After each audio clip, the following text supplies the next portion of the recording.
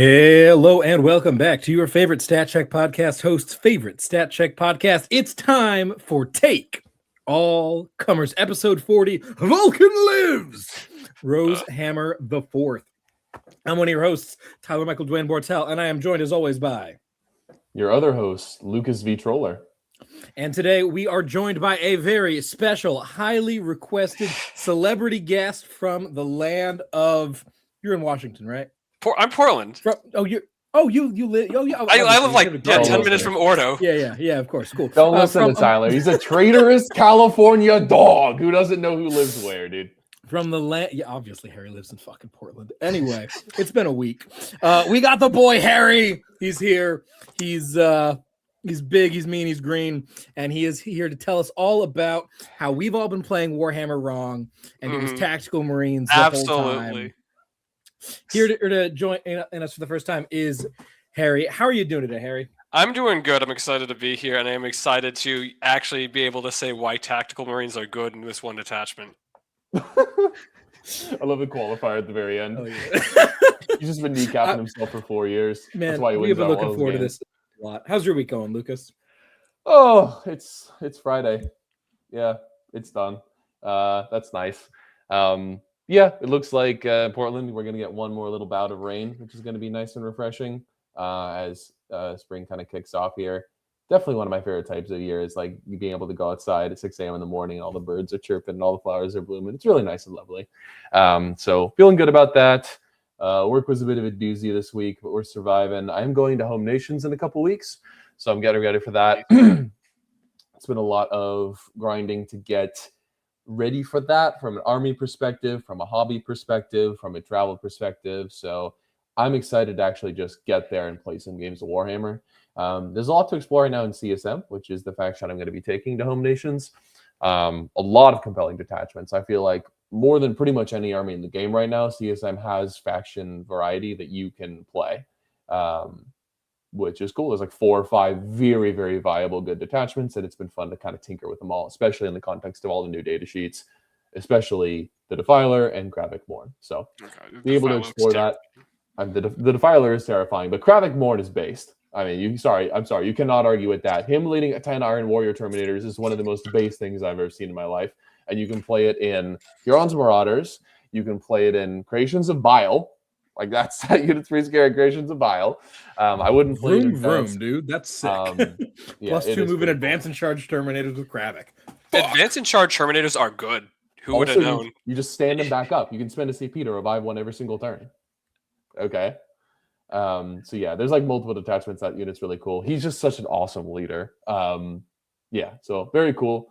And yeah, so getting to tinker with all that's really fun. And in just about 2 weeks here, I'll be landing in Belfast to destroy some Euros, hopefully. Or maybe I'll eat a ton of shit. Who knows? It's always a coin flip. How are you, Tyler? Bro, I am freaking exhausted. This week has been a mess. School I teach at got back from spring break this week, and it's been absolute chaos. So very exhausted, but glad to have it through. We also we've been like long-term babysitting a couple of small children over the course of this week, playing out some kids who were in foster care, which was super fun, but also like meant significantly less sleep than normal. So I am completely zonked. I'm also going to a GT in like 12 hours or whatever. It's like an hour and a half from my house, so that's going to be fun. So looking forward to that. Having a lot of fun with Warhammer right now. I have not played a single game since the Twin Lance got nerfed. And I've changed my list, including a data sheet now that I've literally never played before. So nothing can go wrong. Is it the cell suits? Absolutely not. I'm not. Who the hell do you think I am? No, I to fit the Twin Lance nerf at like 10 minutes before list sub, I was like, oh wait, crap, I need to change my list. I like that my broadside is a marker light. I'm just going to downgrade him to a fire sight marksman. Sufficient. And that's my list for the GT this weekend. Sick. I almost had enough points. I'm 5 points shy of swapping him for a scout enhancement ethereal instead, which would be way better. But I do not have 5 points, and I was list lock in 10, and I wanted to go to bed. So here we are. Should be fun. So I'm having a good time, but also, you know, Doing what I can. How you doing, Harry? How's your week going? I'm doing good. Allergies hit kind of hard this year, which is weird because I've never been a spring allergy person. And I've been fostering a dog as well, like a new dog, so that's been kind of fun. Nervous as shit and doesn't like me, but likes my partner just fine, so that helps a bit. But otherwise, just been kind of like a week. I feel you, brother. Well, we are here with a very singular frame of mind, which is to learn the secrets of the ways of Bastion Task Force and the Tactical Marines. So let's dive right into our actual GT event from the other week. This was Rosehammer IV, taking place in Portland, Oregon. This is a pretty storied event for the members of this podcast, right? Lukas, you've won it twice? Who won it in between those two? Because you won the first and the third, right? It was Mr. Plumber with his towel. Donald won the second one. Yeah. So an event very near and dear to the hearts of us Portlanders, or those Portlanders, and myself as well. Lukas, you want to give us a quick rundown on the event itself and what makes it so special? Sure. So this is Rosehammer. It's one of John Anania's singles events. He has gotten in the habit of running a lot of his events at the Lloyd Center, which is a really fun venue, despite its outward appearance. Kind of has some fun nostalgia value for us at this point, just because we've been going there for so many years. Like the last Rosehammer started getting put on by Colton 3 years ago now, and so we've all been hitting up that same decrepit ass mall for 3 years to play Warhammer. Hey man, at least we're not in the Victoria's Secret anymore. Yeah, that was a big upgrade. We've moved upstairs. Like genuinely, the upstairs is so much better. Being right by the doors and getting some having a bathroom in there that has toilet paper in it. Yeah, like that. Wow. Nice to be able to big upgrade. Yeah, rare Portland experience. So yeah. That being said, the Lloyd Center Mall is going bye-bye. See ya, sayonara. It's going kaput. They're demolishing it in the next couple months. So this will probably be the last Lloyd Center experience. Everyone, pour one out for a fucking real one. Lloyd Center, you were goated as fuck. You saw multiple cancer tau metas. You saw the Mordaka meta. God bless. I copied the previous slides to make these slides, and going back, because the previous Rosehammer was the Mordaka, and seeing those Mordaka games was the most godless thing I've seen in a while. I forgot that's what you won this with. Man, now I'm really annoyed that I didn't win, to just have back-to-back TACE wins with godless, stupid, cancerous shit. Or shooting armies, just blowing people off the table. Yeah, Very cool. Anywho'sville, holy shit, Art of War in the chat, boys. Let's go. Yeah, so the Lloyd Center has seen a lot of 40K events and there's been some great times, and this is probably the last one. This one in particular was a 65-person 6-round GT, played in the Pariah Nexus packet. It's not played in Pariah Nexus. That's like played in the packet. I don't even, what the fuck packet are we in anymore? Arcs of Omen? What? Leviathan? Where are we? What year is it? I genuinely do not know. Isn't it just called Chapter Approved 2026? Yeah, I don't like Companion it. 2020. The current most. Dog, Chapter every approved other year is 2026. called Chapter Approved. How the fuck am I supposed Anyway. I guess that was the most likely guess. Anyway, moving on. we were used. I didn't finish the slide, you moron. Jesus Christ. We were playing GW terrain layouts, and it was run by John Anania of Straight Silver Gaming. Go to his goddamn Etsy if you want some terrain. It's dope. Thank you. Dope. Now you can go to the next slide. Cool. So this was 6 rounds. We've got the missions up here instead of distributed because Lukas was feeling lazy and didn't put them in the distributed places. So round 1 I did. will be Lynch. Oh, you did? Okay. Yep. Then why are they here? For posterity. Cool. Take a screenshot if you want. Moving on. The lists. The glorious, glorious list. We'll start with myself here. Because Lukas decided we should. I am playing Mont Ka. It's the dumbest thing in the game right now by a country mile. If you're not playing it and you own it, you probably should.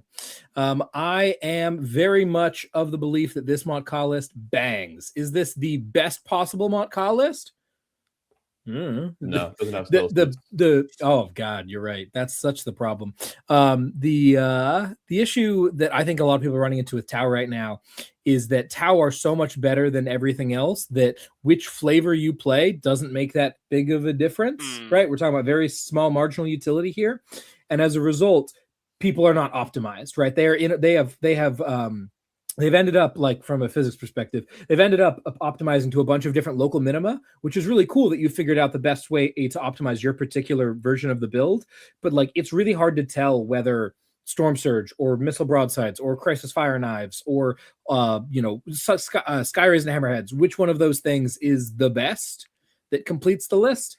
Is very hard to tell right now. So this is the one that I think is the best and that I am the most practiced with, which I think is a more important factor at this point than which of those things is actually the best use of your last 300 or so points. Yep. So I'm going to keep playing this. I'm going to keep kicking ass with it. And if you want coaching, stat-check.com/coaching, if you want to kick ass with it too. All right. So what's in the list actually? It's got, this is, oh, by the way, reminder on the meta, this is like release Twin Lance. This is garbage. It's nonsense. So like, just if you don't want to hear about the Twin Lance doing stupid shit, don't watch this podcast because it's going to happen in all of our games. Spoiler alert. Okay, what am I actually playing? I'm playing Shadow Sun. I'm playing the Kroot Warshaper with Strategic Conqueror. He's goated. Play him. I'm playing, I don't need a scout enhancement. Huzzah. It's not necessary. Surprise. I'm playing the Twins because obviously. I'm playing a single broadside with a heavy rail rifle, a seeker missile, and a weapon support system. So he does not have SMS. He does not have plasma. He ignores mods. It's more important. He has a marker drone as well as a missile drone. So he's able to guide with a marker. Everyone says my list has no marker guides. That's what the broadside's for. I've got 3 star sides with flamers and a marker drone on the sergeant. Another marker guide. Star sides are better than stealth suits. Don't at me. They just are. They're stealth suits that do damage and can fall back and guide. Incredible. Okay, I've got a ghost keel. Play a damn ghost keel. God damn it. The only matchup that I am teching for is the fucking mirror because it's the only one that matters. Everything else is you're getting skill gapped up massively or something terribly is going on. I don't know how you're losing games with this shit. It's insane. Prep for the mirror. Play a ghost keel, you greedy bastards. Okay. I've got 10 Krooters. I've got 2 squads of 5 Kroot. Hounds. 2x5 dogs. The dogs are insane. They move way too fast. They're beautiful. 10 Pathfinder. They have OC0, as everyone knows. Definitely OC0. Definitely not OC2. 10 Pathfinders. You got to have at least 10. You should probably have 20. I am a greedy bastard myself, so I get away with 10. 2 Piranhas. I love Piranhas. I love them so much. People are not taking them, and I don't understand why. It's one of the best data sheets in the book. But again, everything's really good. So whatever. 3 Riptides, because everyone's got 3 Riptides. And my boy, the Storm Surge, hanging down the list. I rock him with the shotgun, the Pulse Blast Cannon, because it's the best gun in the book. And I rock him with the Twin Airburst Fragmentation Projectors, because indirect is cancer, like the rest of the list. Yeah, any questions? Why Go ahead. Oh, what was the new change that you? So like they went up 15 points. You said you dropped they went up. They went up 25. They went from 160 to 185. Okay. I dropped the rail side down to a fire sight marksman. Okay. That's the drone. That's the sniper drone guy. He's a lone up with a marker light. That's what I'm taking to the GT this coming weekend. I don't think that that's necessarily the best way to modify this, but it was the one that I didn't have to think about that much because again, his marker light is more important than his railgun in most games. And another lone op is really nice, especially in the mirror. The ability to put the ghost keel and the lone op in the OC4 instead of 3 on a point can really matter in some matchups. With Strat Conqueror, push them both collectively to OC6, even better in some situations. It's I think it's a fine change, but yeah, that's where we're at. Lucas, did you have something? Yeah, I was gonna ask genuinely why no stealth suits. Yeah, for sure. Like I make this is kind of a meme, and if you're not in the Stat Check Discord seeing all the memes about this, then like I would understand the confusion. Stealth suits are unequivocally a very good data sheet. They are a 5-man unit that guides with marker lights and hands out rerolls. Those are all very cool things. The problem that I have with them is that I already tend to play my army in a castle around Shadow Sun, so I am already getting reroll 1s to hit, so I am just buying reroll 1s to wound. You could swap them 1 for 1. They're both 100 points, Shadow Sun and Stealth Suits, easy switch. The problem is the Stealth Suits work on 1 unit, Shadow Sun works on everybody, no matter what you're targeting, which makes my indirect way more efficient because it picks up reroll 1s to hit, while also the rest of the stuff still hangs on to it.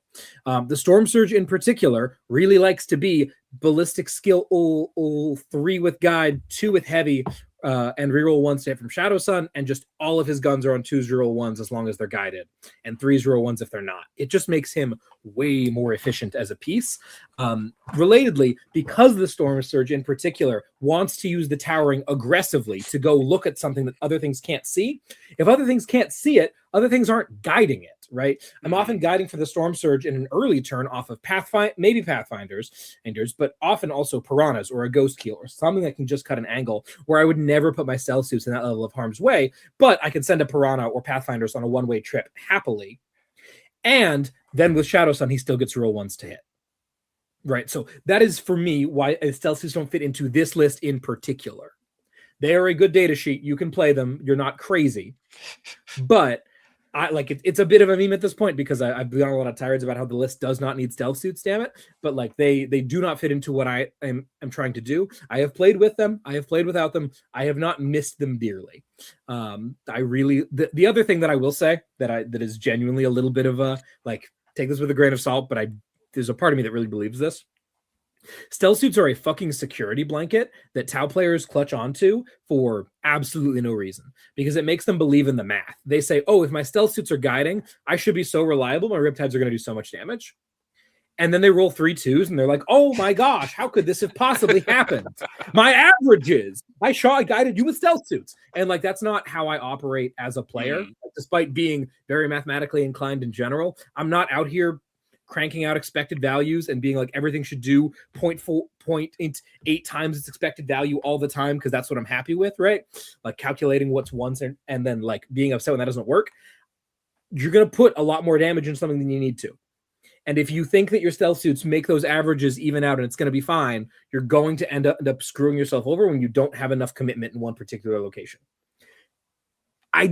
Not having stealth suits, in my mind, a little bit takes some of that away from me and lets me actually believe that I need to commit an appropriate amount of resources to make things happen. That's my personal belief. Every single time I've heard someone say, "Oh my gosh, I'm trying to play Tau and it's not working. I shot X, Y, Z, W, V, A, and B at something all with stealth suit guy, and like it didn't die." I'm like, yeah, man. If you don't have stealth suits, you don't have that like. That sting doesn't work for me because I'm like, yeah, you shot those things. That doesn't always kill a thing. You didn't commit enough. Bummer. The fact that you think that the stealth suits mean that it should have been enough is just bothersome to me. So that's a small bone I have to pick, but I don't think it's really that big of a deal. It's more to the Storm Surge stuff of not always getting the guide from the stealth suits and the indirect. Oh my god, the Storm Surge +3 Riptides indirect is so oppressive, and it's especially so with reroll 1s to hit.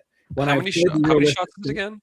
So it's 3, 6, 9, 12, 15 plus a D6 blast in total. Okay, which is just a very nice amount of shots to clear stuff. And it does a lot more work rerolling 1s to hit than it does without it. When I have played, especially when I've played the broadside unit, I've been playing that because the Euros all seem to love it so much. Spoiler alert to round 1. It's not good in the mirror. And I shoot their massive bucket of indirect. I'm like, oh my God, this is so cool. I rolled so many 1s to hit. I hate it. Yeah, I think Shadow Sun's a badass. She's a lone op who is difficult to deal with and does the thing and guides really well on her own. So like it just makes sense to me. I don't think they're necessary, but you're not wrong for playing them. They just don't fit into this particular list. I also need to remind people that I've seen a bunch of people calling this the Tyler Bortel list. It's kind of the Tyler Bortel list at this point. I've taken it to a lot more events than most other people have, but I do have to give credit to Kit Smith Hanna and Michael Heiner, who were instrumental in the creation of this list. They're playing different stuff, especially that was the list pre-Twin Lance, so we're all playing very different versions of it post, but I do want to give some credit to those gentlemen because they were instrumental in its creation. So that's the Tau list. Moving forward, Mr. Lukas, Orc and Chaos Knight aficionado. I guess you're kind of a power armor guy at this point. People just know you for Certainly. that. What are we doing? Fuck orcs.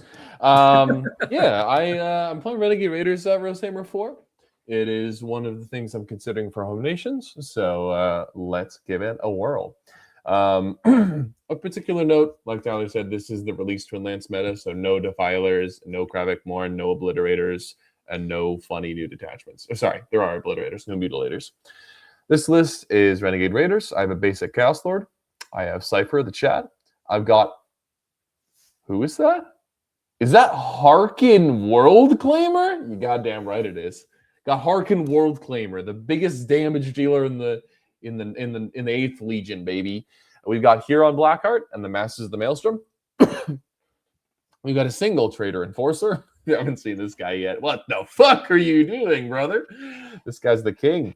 We've got 10 cultists. We got three squads of 5 legionaries. Yep, that is what we have. We have 3 rhinoceri. We have 1 Predator Destructor. That's the anti-infantry one. We've got 10 Raptors. I've equipped my Raptors with 5 heavy weapons, 2 plasma pistols, 2 plasma rifles, and 2 melter rifles, and then 1 chainsword. I've got 5 Red Corsairs Raiders.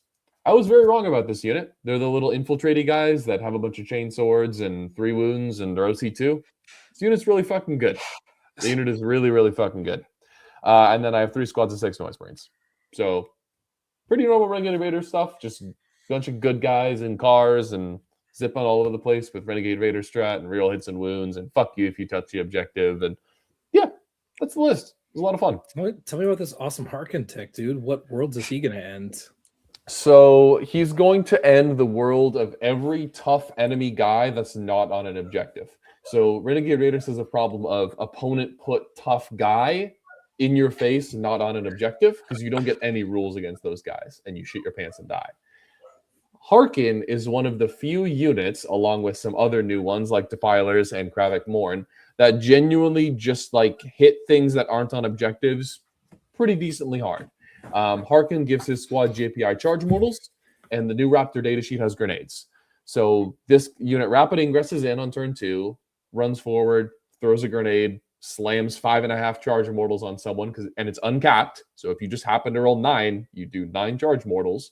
And then they're like pacting for lethals with their guns, and they're pacting for lethal in combat. They have 5 power fists. So like if there's a dumb vindicator that someone just like pushes into your face, you can genuinely just do like 9 mortals to it and then all the normal attacks.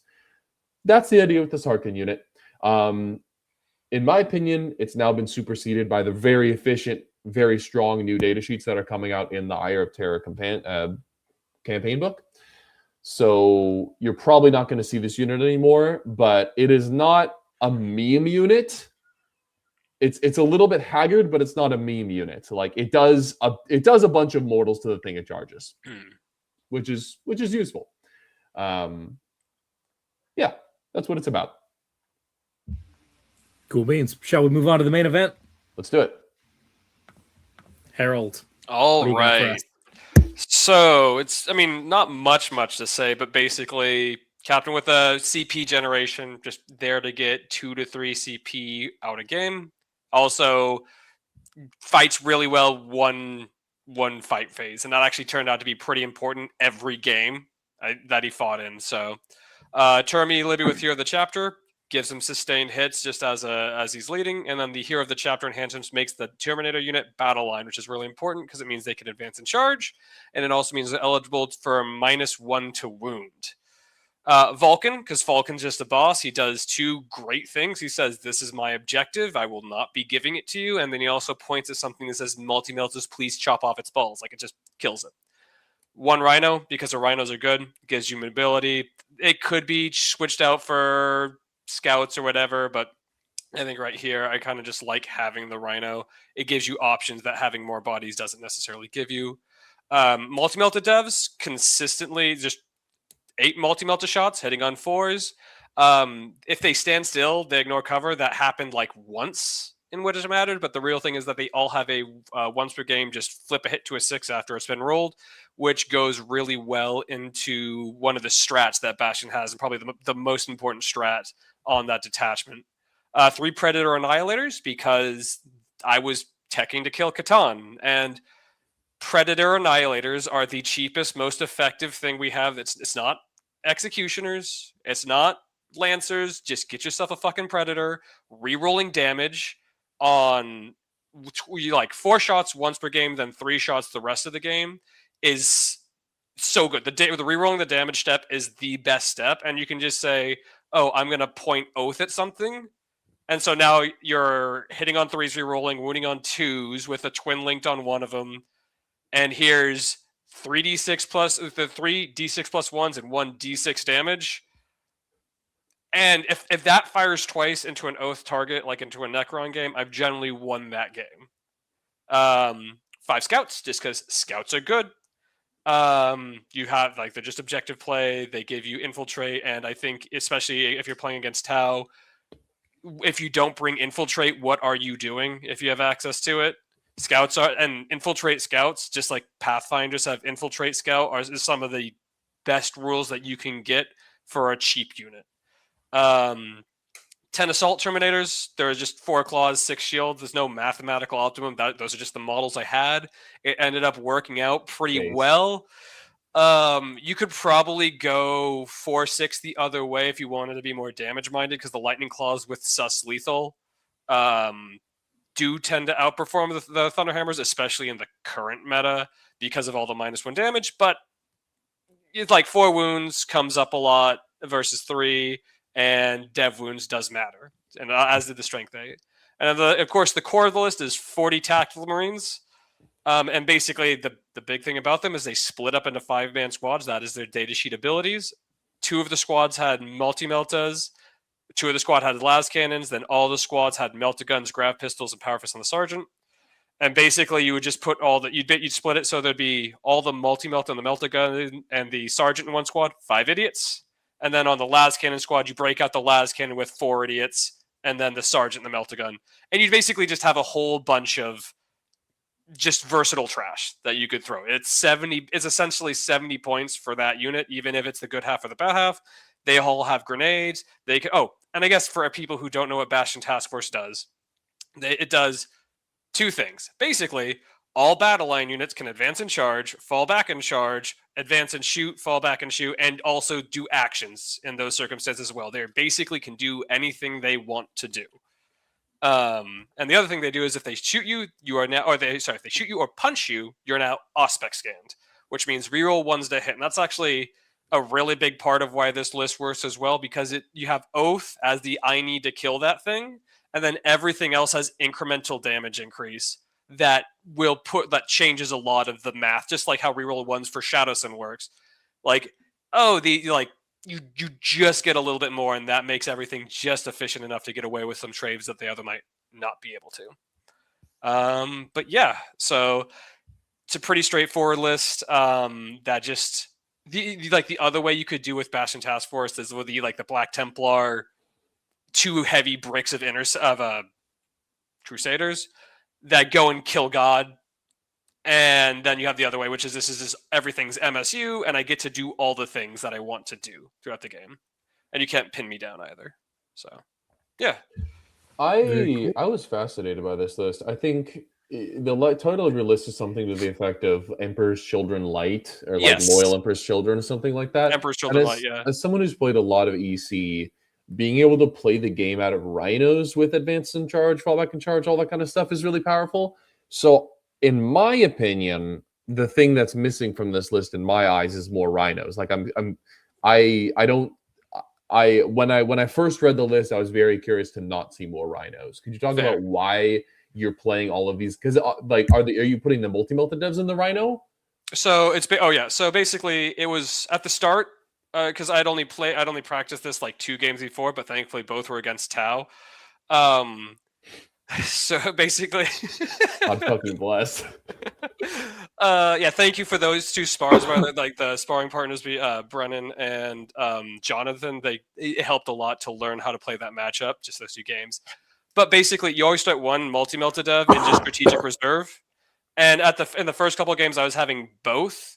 But in my game against Ian, that almost backfired because he was able to screen me out past round 3, and I had a walking multi-melta dev that didn't really affect the game that much. So I started putting 1 in a rhino after that. And then it's just, so it was basically, it would always be Vulkan in the rhino with his 5 good idiots, because as soon as Vulkan's abilities now, as soon as he hits the field, he gets to choose which objective. So it gives me a little bit of that flexibility. Just to keep him in the rhino. 1 melta dev after game 3 and onwards was just, okay, if you face check me, I can do the D6 plus 2 and kill whatever you put in my face. Because I had the assault terminators always started off the board.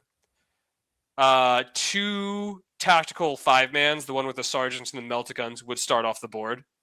one of the multi-melta devs, and again, the first 2 games, the second multi-melta dev would start off the board. So that's you're nearing the limit basically.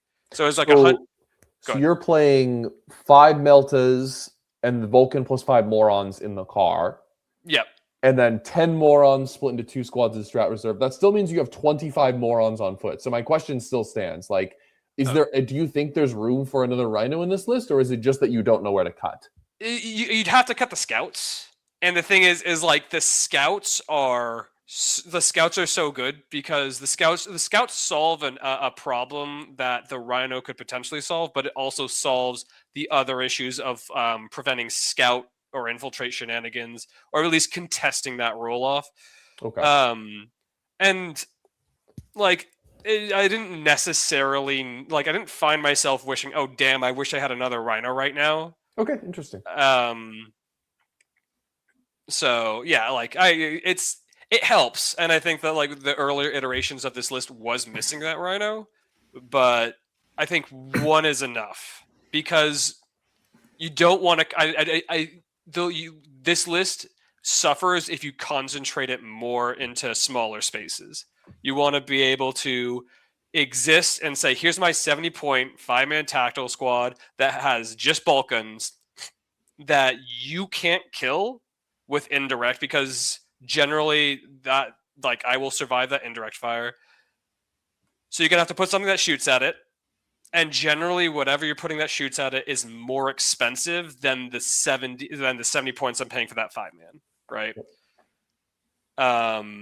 And I think having an extra Rhino in there goes against that, because you're investing more into you're not investing more bodies, I guess. And the other thing is I just don't know where to cut for it. I think the difference, Lucas, between this and the EC thing is the presence of the Terminators, right? Harry doesn't have to come to you, I think, is what makes this list so effective. It was what I found most annoying about it, was that if I sit back, he has so much reserves, and this Terminator unit is so incredibly dynamic that he can push the issue just fine while staging all of his tacticals in midfield behind walls and saying, I can't get to you. I'm aware of that. You're going to get to hit me first. What are you going to do about it? Go hit my 70-point tactical Marine unit. It's fine. And if you do, Jesus Christ, the clapback is insane. Yeah. Okay. Right. So it's what Naj always says he wants to play. It's this trapdoor spider setup of, I'm just going to put the absolute minimal amount forward. And if at any point in time, you commit, you're getting thunder smashed. And also my Terminators are going to go deny your expansion for 2 turns. And I'm going to win the game on primary by 10. While being the best army at secondary that I know. And I guess the Rhino really doesn't help with that. I guess my thinking was it's nice for activation locking, but your activation locking 5 morons with bolt guns, who cares? Yeah. If you commit to kill them, I guess it is what it is, Yeah. There are also there's so little that matters, right? The squad with Vulkan matters, the squad with the Meltas matters, but then the other squad with Meltas is off the board, and then the tacticals, whether they have the specials or not. It's still 5 idiots. Yeah, they threaten you. You have to respect them, but they're still 5 idiots. It's infuriating. Okay, gotcha. I am annoyed to say that I genuinely think this is a very good list. And it does some things in Warhammer that I have not experienced before, which was a really cool thing to see happen. So I'm excited to see how it goes. What I would love to hear, Harry, is could you share with the audience a little bit about your hobby journey as a player? I feel like that's kind of the most iconic facet of your identity that hasn't been discussed at all. Do you have any pictures? You mean the fact that you mean the fact that I beat you with models that I got when I was 13 and poorly painted from the Black Reach, I think it was, because the Orcs versus Marine box in middle school or something. Yeah, I still had some of those finger painted on 25s and then stuck base extenders to and never based or painted over them. Yeah, I originally just tried to have them colored so it'd be really easy to see which ones were which, and then they said, "Oh, those are now illegal squad configurations." I just gave up. It's fuck it, fine, rubber bands it is. Incredible. Have you graduated from the egg carton days? Are you still? Oh yeah, I do have an actual crate to carry around and stuff now, and it's still good. I tried magnetizing things, and they are magnetized. They still just slide around because I'm just not good at any of this. Harry, get us some photos of your stuff so we can post them in the Discord and whatnot. Okay, I'll do that. Yeah, because people are asking for them. We don't need to make it happen. We all want to laugh at you. It's disastrous. Yeah. So I'm the worst hobbyist. It's the refusal to me. It's like you definitely are a good enough hobbyist to put basing material on your base extenders and rim them black. I've seen in you like write your name before, and that's kind of about the level of dexterity that you need for that.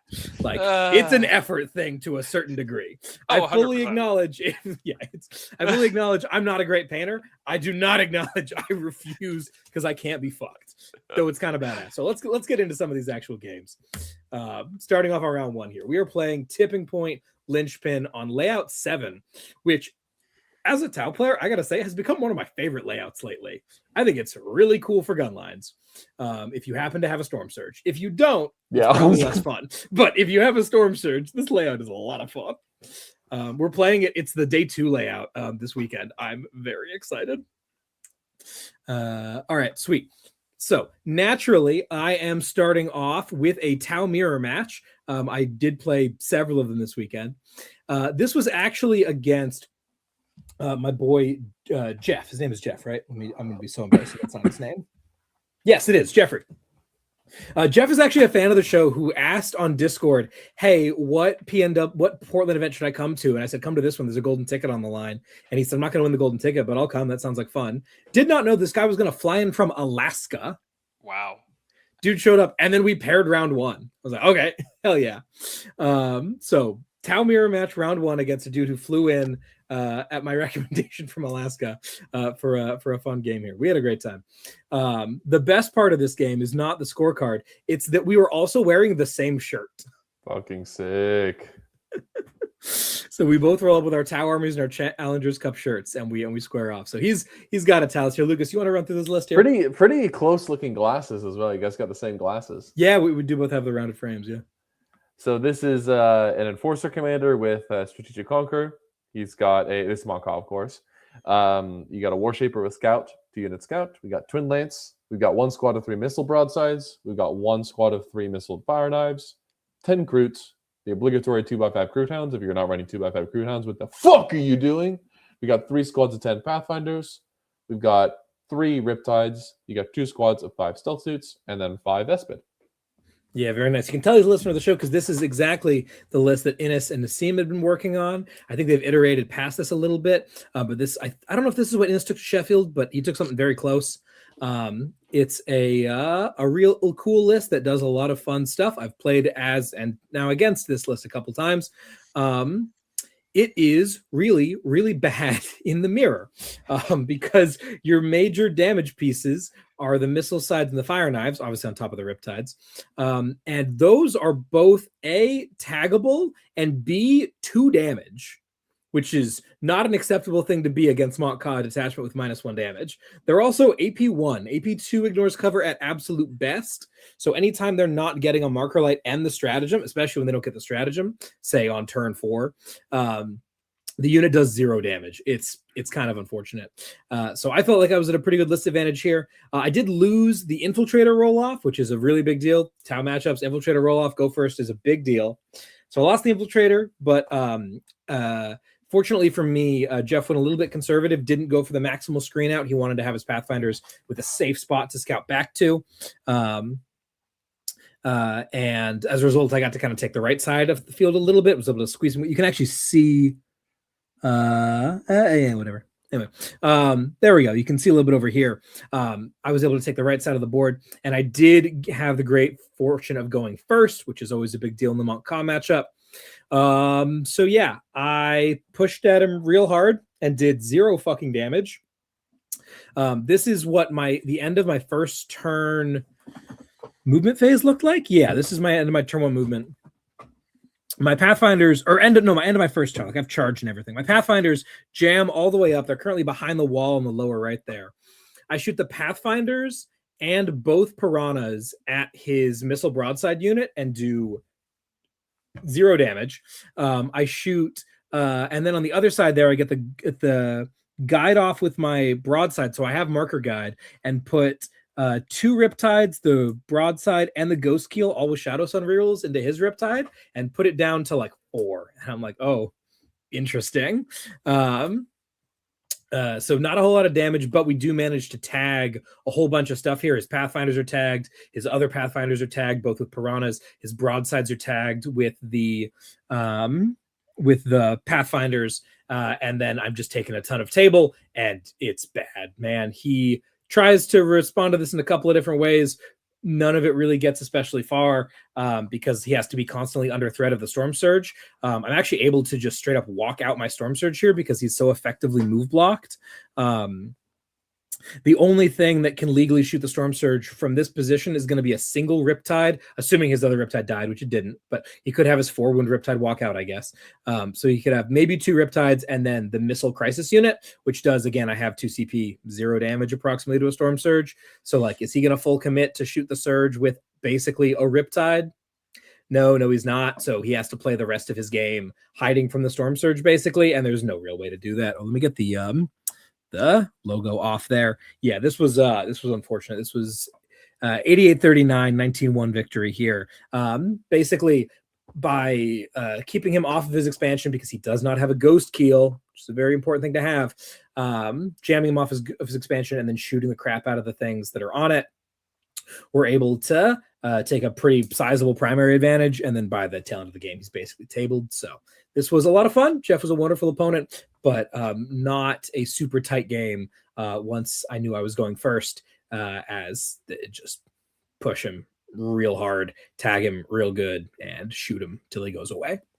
We don't quite get the full tabling off here. There's some cool minutia here that's worth mentioning. That actually doesn't matter anymore because the Twins don't do the thing anymore. But my Crude Hound, you're like, why are there so many Crude Hounds out on turn 1? It's because my Crude Hounds are there to block the move of the Twin Lance, to stop them from getting to do what they want to do. That's the only reason that squad is there, is to move block that off. The other squad of dogs, by contrast, is over there. What are they? Cleansing. Yeah, so we're cleansing with like Shadow Sun and the dogs on my +1 OC objective, which is why we're so heavily sent. And then like it's just kind of gravy from there. Once you shut him down for just a little while, he had to full send his twins here. The twins get picked up. He had to he had to come and shoot me, and I got to shoot him back. So kind of not the most exciting thing, but a really fun game and a really dynamic way to start the round off, as the Montcalmiers are scary. Cool. Yes. I'm sure that'll be the last mirror we see this weekend. Last town mirror, man. One and done. That was the move. Alrighty, cool. Up next, we've got our boy Lukas playing into Thousand Suns. Who was this? This is Ben something or other? Not Ben Bach. Not okay, cool. I don't fucking remember his name. All right, well, he's got 3. This is forward deploys. This is Rubrikai Phalanx? Yep. Cool. 3 Exalted Sorcerers, one of which has the Infiltrate Relic, a Termisorc, 3 squads of 10 Rubrics, baby. Let's fucking go. A squad of 2 spawn, 3 Mutalith Vortex Beasts, a 10-man Scarab squad to go with that Termisorc, and 2 squads of 10 Zangors. This boy has some meat. How'd this game go, man? Yeah, so those Rubric Marines are actually pretty tanky because they can always spend 2 CP in this attachment to do -1 damage and in the shooting phase. And then you can spend a CP when you get charged to be -1 to wound. The Exalted Sword gives them a 4-up invuln, and then he brings back a model every turn. So like these squads are genuinely kind of annoying to finish off.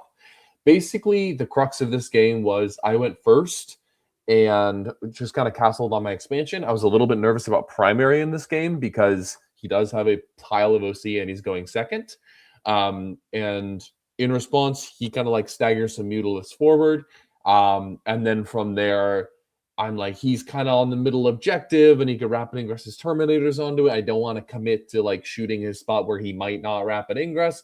So I just decide, okay, if he's going to ingress onto the center and come attack my home, I'm going to get a head start on his. So top of 2, Huron goes deep, flips his home objective, kills 10 Rubric Marines.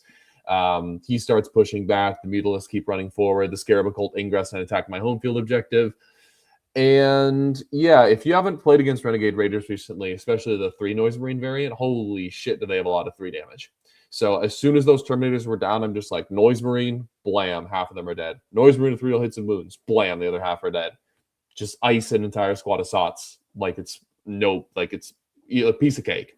So while that's all happening, he's flipped my home objective one time, but I have my rapid ingress as well. Harkin's unit comes in and does some damage to a Megalith with all the charge mortals and grenades and lethals and stuff like that, and then goes in and finishes off the second squad of Rubik Marines that he is reinforcing his home objective with.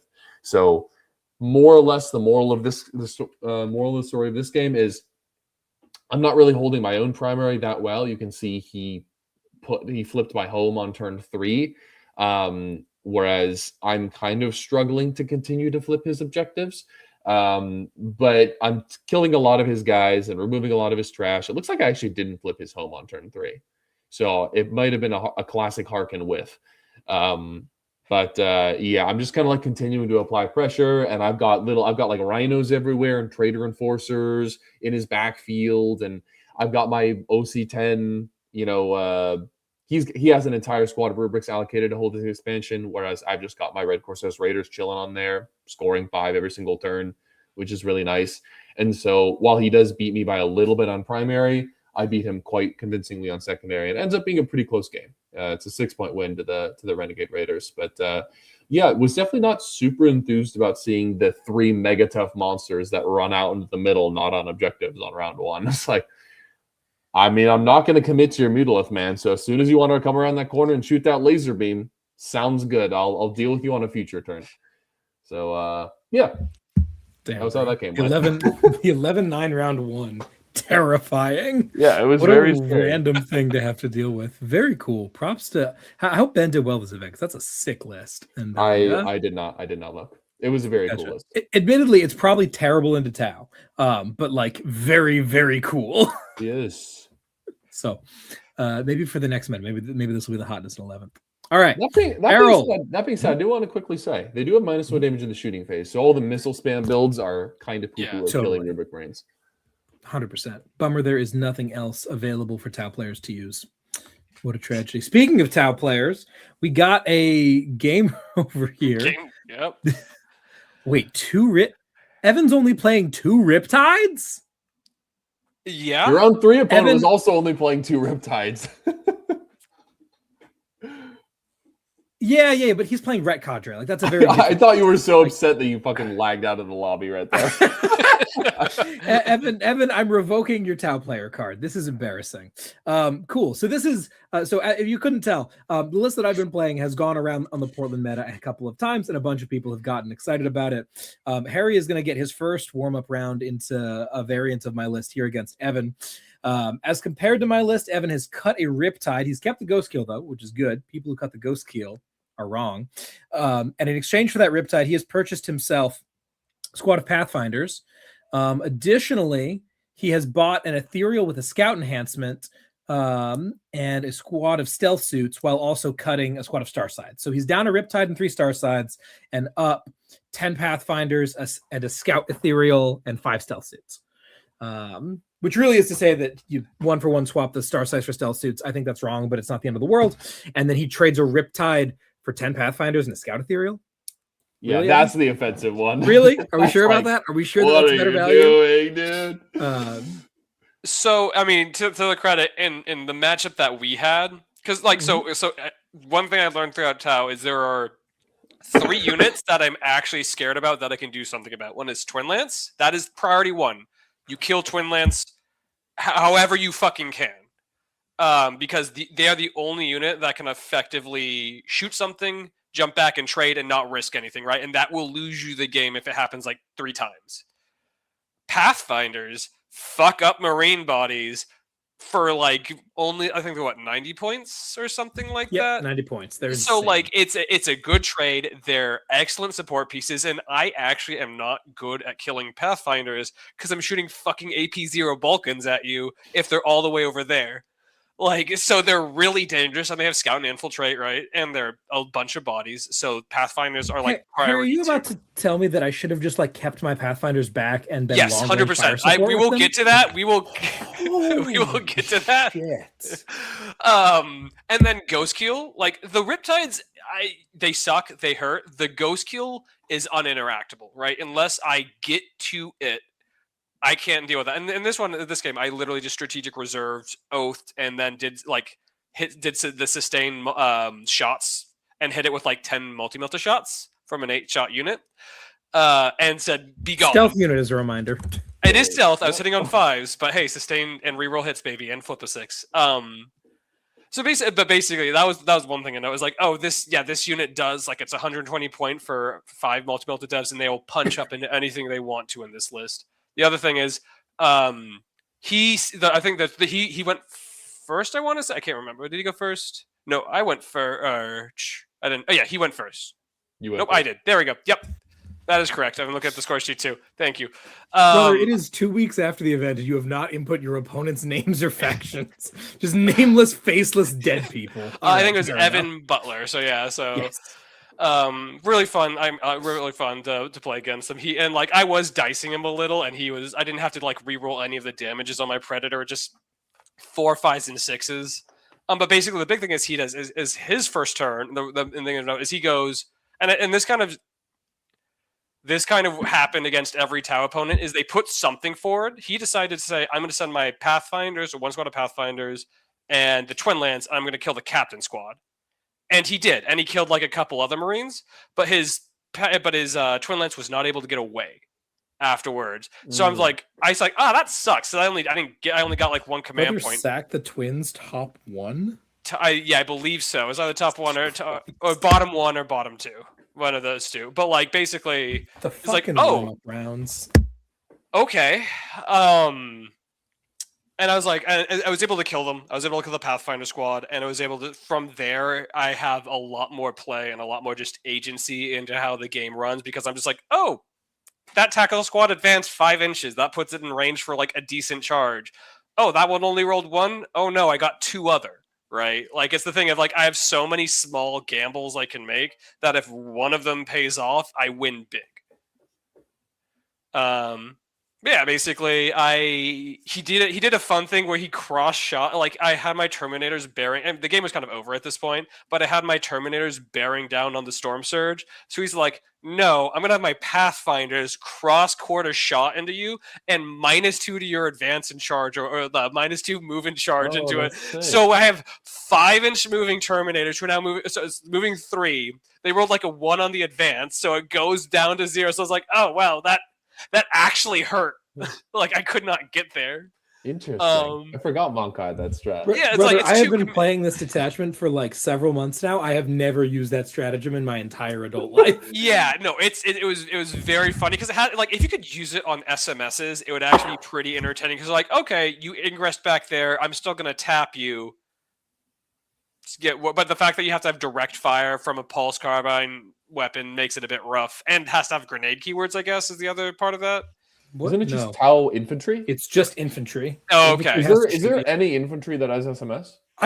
This is what I'm wondering. Do you get it on the little turret on a strike team? That would be really interesting, because I think that's a really good just counter ingress threat. Because you have your screens, and it's like, The support turret is 2 shots on 5s at 501 indirect twin lengths. Cut the Twin Lance for it, boys. It only costs 70 points. For 10 strike dudes?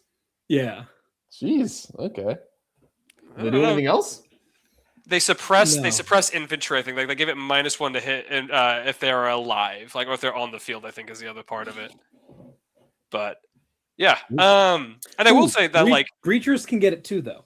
Oh, so if you just have your breachers vibe out, remain stationary, not in the car. Because that's what you do with breachers. Yeah, but no, but like on turn 1, you get the SMS, then gets to be used and fired, and then turn 2, you get in the car. And then turn 3, you go over there. Doesn't it also cost like 2 command points or something? Isn't it? Yes, it's a 2 CP strat. That's why I've never used it. Use it, yeah. And the thing I will say is, like, I know people are talking shit about the scout strat on the Storm Surge. Oh, sorry, the scout enhancement. Yeah, I had to play a lot more careful, because if he does go first, at that point it's like I just lose a Predator or something, because it's on those maps that can be very difficult. Trades a 360 point unit for a Predator. Man. If he kills the Predator, the math is I don't kill the Storm Surge with Oath if he does the -1 damage. What? It's pretty close. 2 but Predators and 4 Meltadevs with Vulkan don't kill a surge? the multi melted does were. Remember, this is round 1. I put both multi melts in in strategic. Okay, so that sounds like a you problem, not a scout enhancer problem. But fair enough. Sure. I just think I think it's interesting. Like it is interesting to be able to. I value scout highly in that regard, where you can just suddenly put the pressure on for sure. But yeah. Okay. So cool. Very cool. Already. Anything else on that one? Not particularly. Just kind of. Let's groove on into round 2. We are playing Scorched Earth Search and Destroy on layout 1. Everyone's favorite, especially the Storm Surges. If you couldn't tell the bit, by the way, already, Storm Surge loves every layout. And I am playing into Chaos Space Marines. My boy Minlin, the other Californian in attendance at this event. Lukas, you want to run through this very different take on CSM? Sure.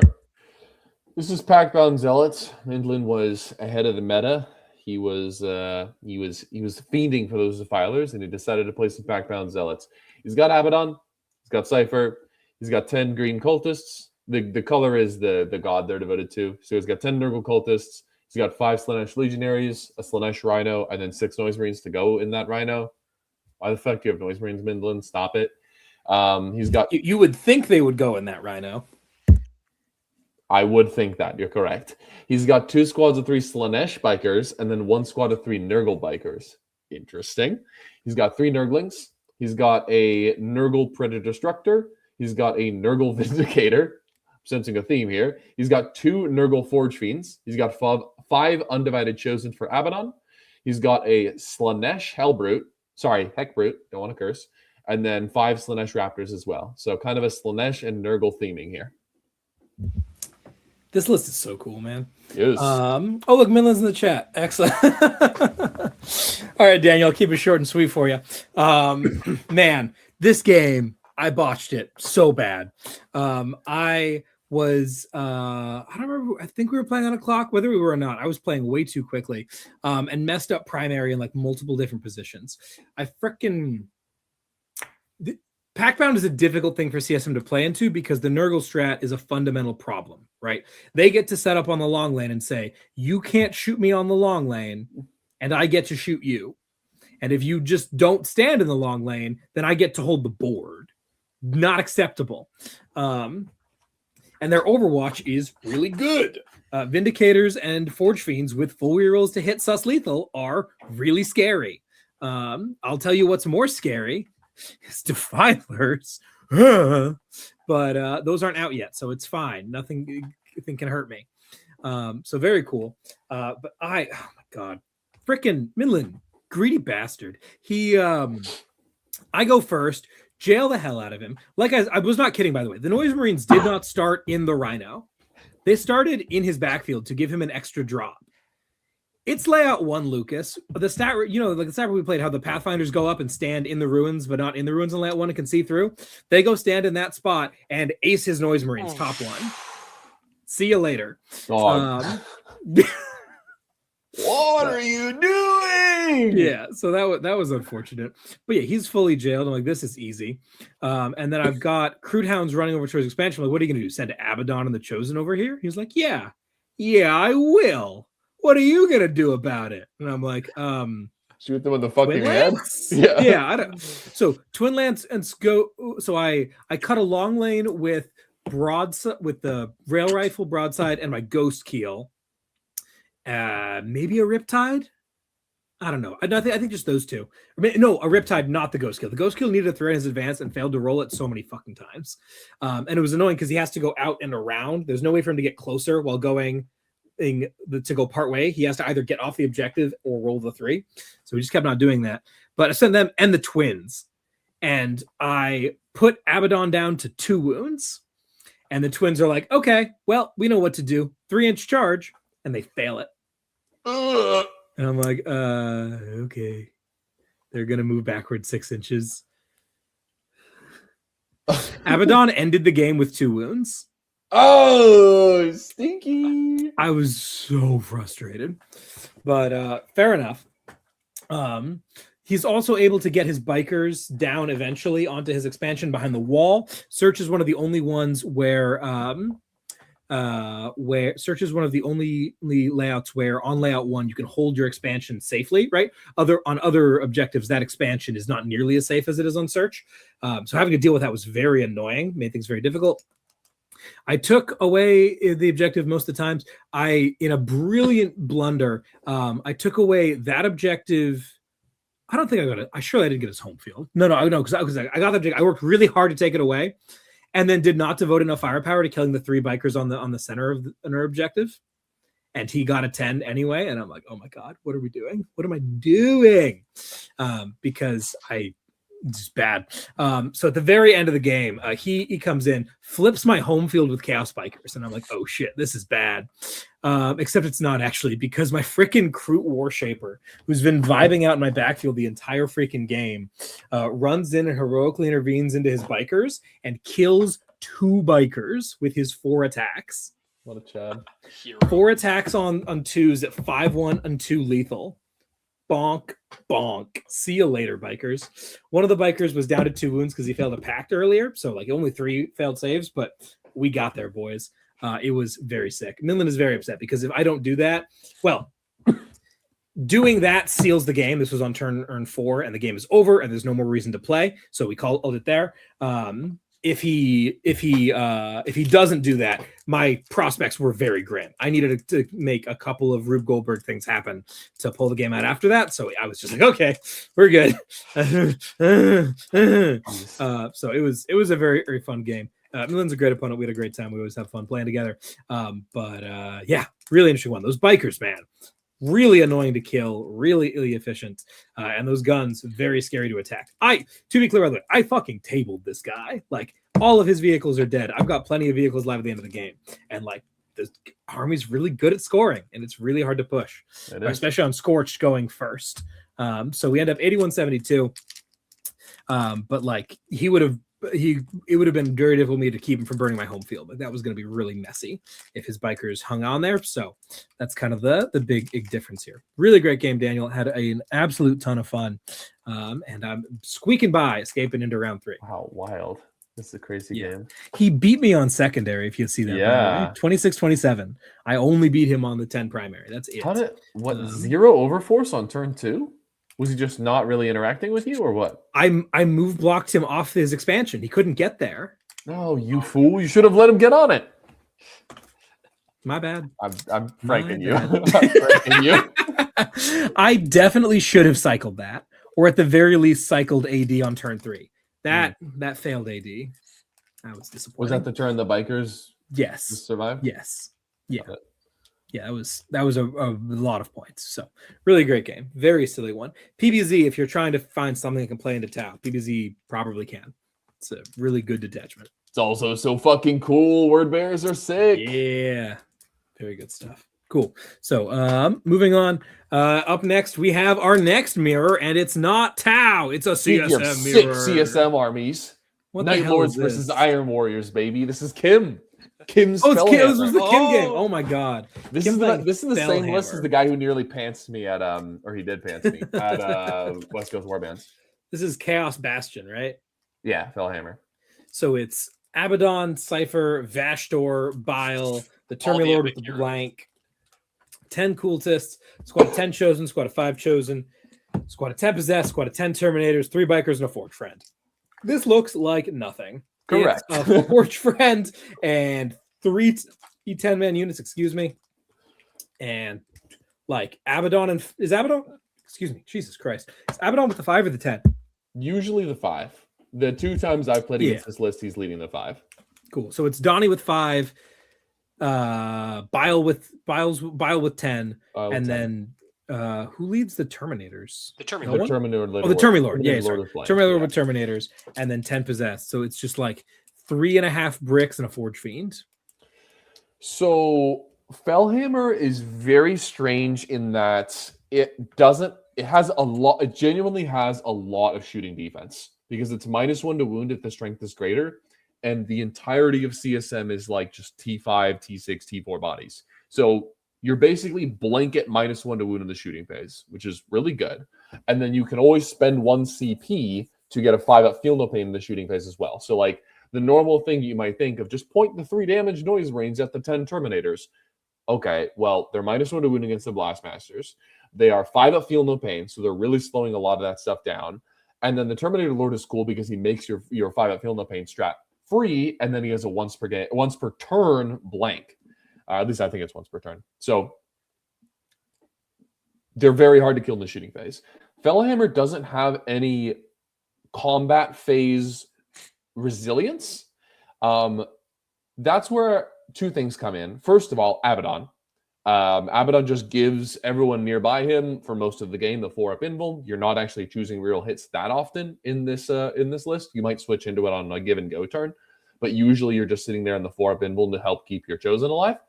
And then secondly, the fact that you're a little squishier in melee is actually okay, because that is where you want to be fighting people as CSM. You want the opponent to be charging into you. You can set up heroics. You can set up a chosen fallback and charge. So if you get, you take a bunch of casualties, you still have some chosen, you can still go back, you can still fall back and do stuff. So it's a little bit mitigated in this particular build, which I think is really innovative and cool. So the gist of this game, which is a really, really fun game, it was a 10-10 game, 80-76, was I ended up going first, and basically Fellhammer's really, really slow, right? It has a chosen advance and charge, but like I just stood on my expansion objective behind that wall on layout 1 and just held it there with 10 OC Renegade Raiders or Red Corsairs Raiders for the entire game.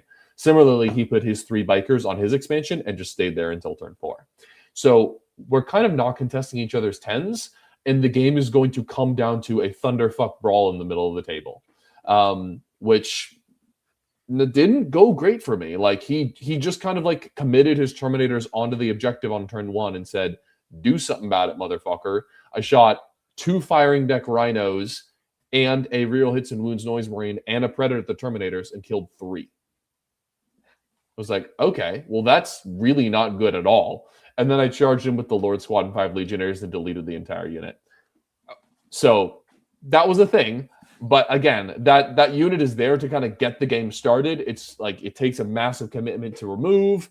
If you walk your melee unit in front of it in the open, you just get overwatched and the Terminators have full roll to hit and sustain. So like it's kind of annoying to deal with. And as soon as I had committed, he full committed back into me. Bile's unit made its way toward my home objective. Abaddon made himself a problem in the middle of the table.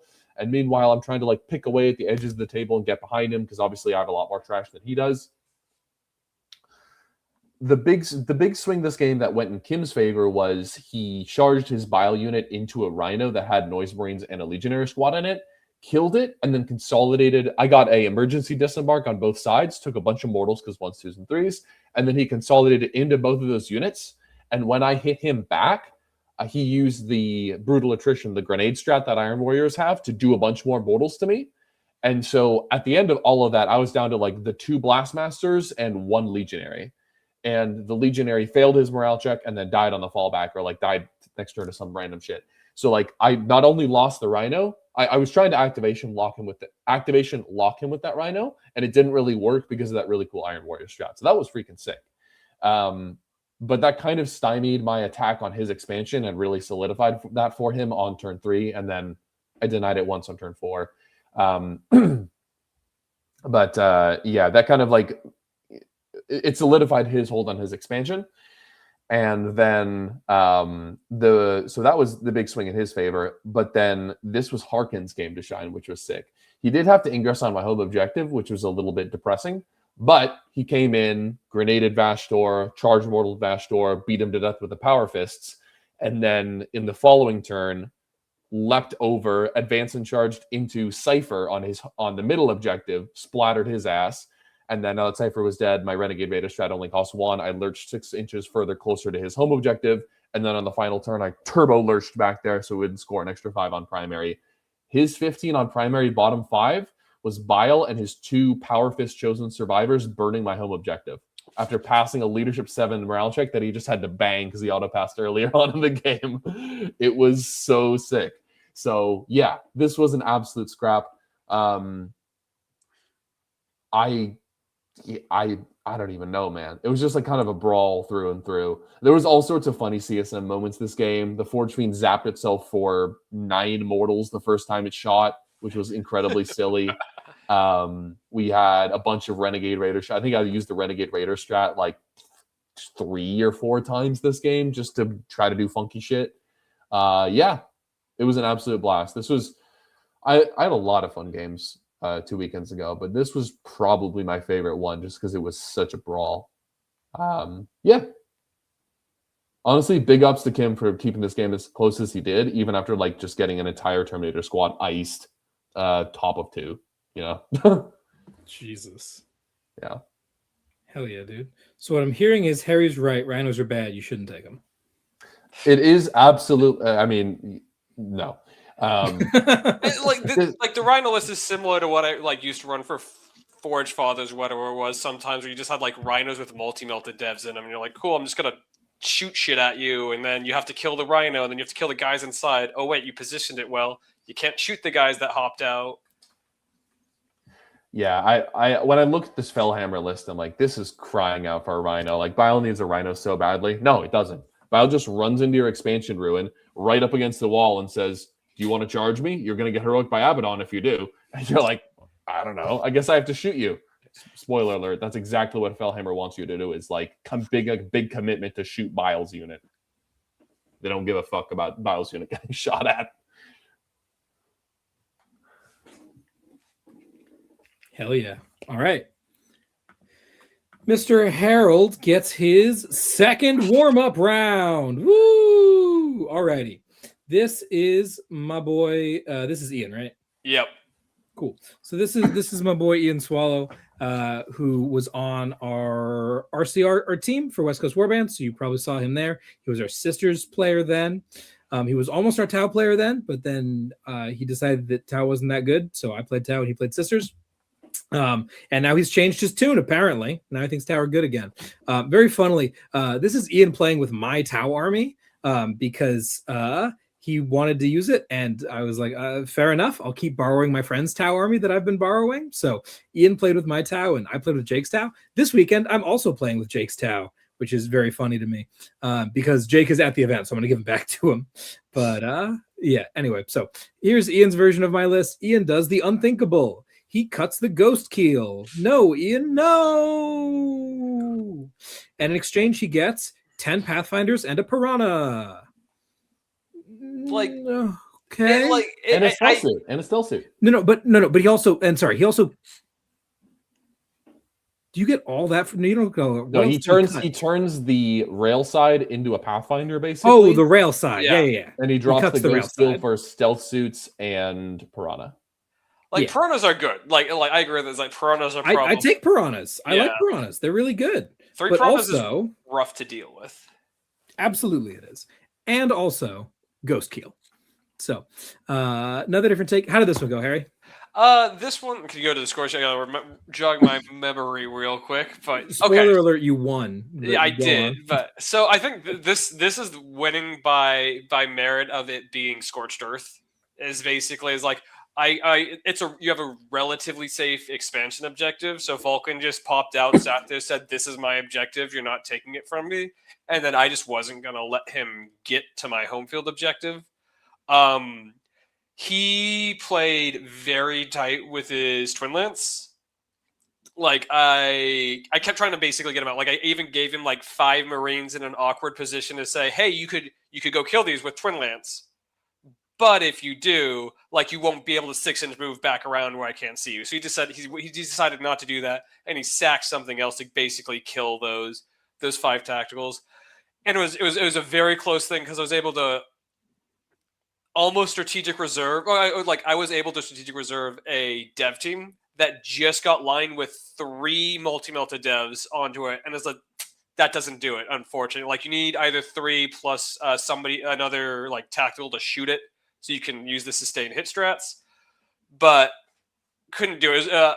But what did end up happening was just one of those gambles. So, like, Vulkan got out of the Rhino, the captain advanced into the Rhino got into its little corner, and then I said, oh, because his Twin Lance is over in the other corner, I said, I'm going to oath that.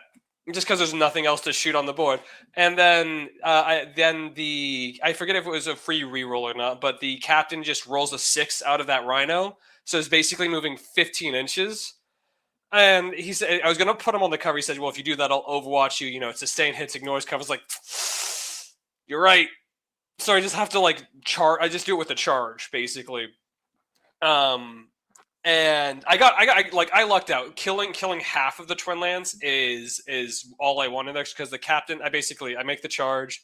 The captain punches off his once per game dev wounds and 3 additional attacks.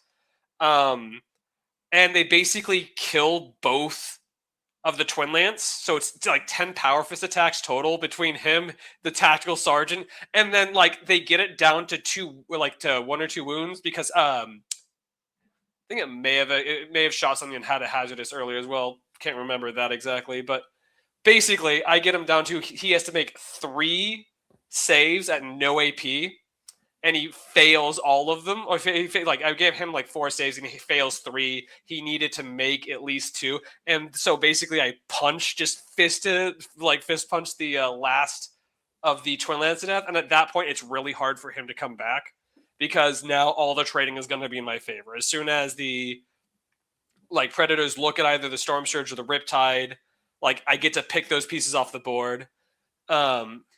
He also, I think, the initial tempo that he set was probably the best tempo in terms of feeding me trash pieces, or that initial trash game is how do I actually clear? Because the question that you had, that this army has to ask in a Tau, is how do I clear enough of your trash quickly enough so that my Terminators can do something this game?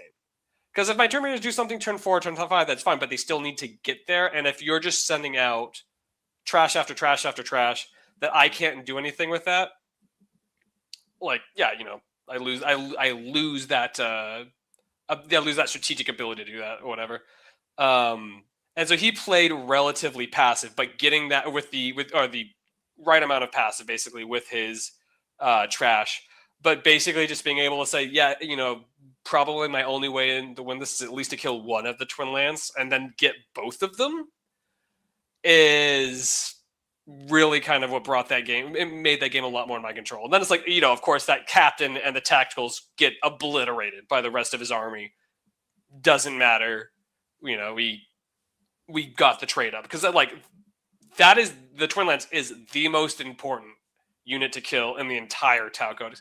Less so now, because they can't the rule change so that they can't do it for free. They have to be in close. They have to been eligible to fight right now.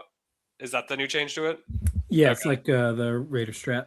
So yeah, that makes that a bit less of a priority, but it's still, you have to kill that unit.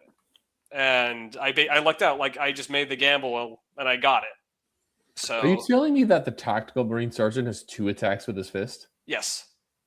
The 2 attacks, dude. Bruh. All right.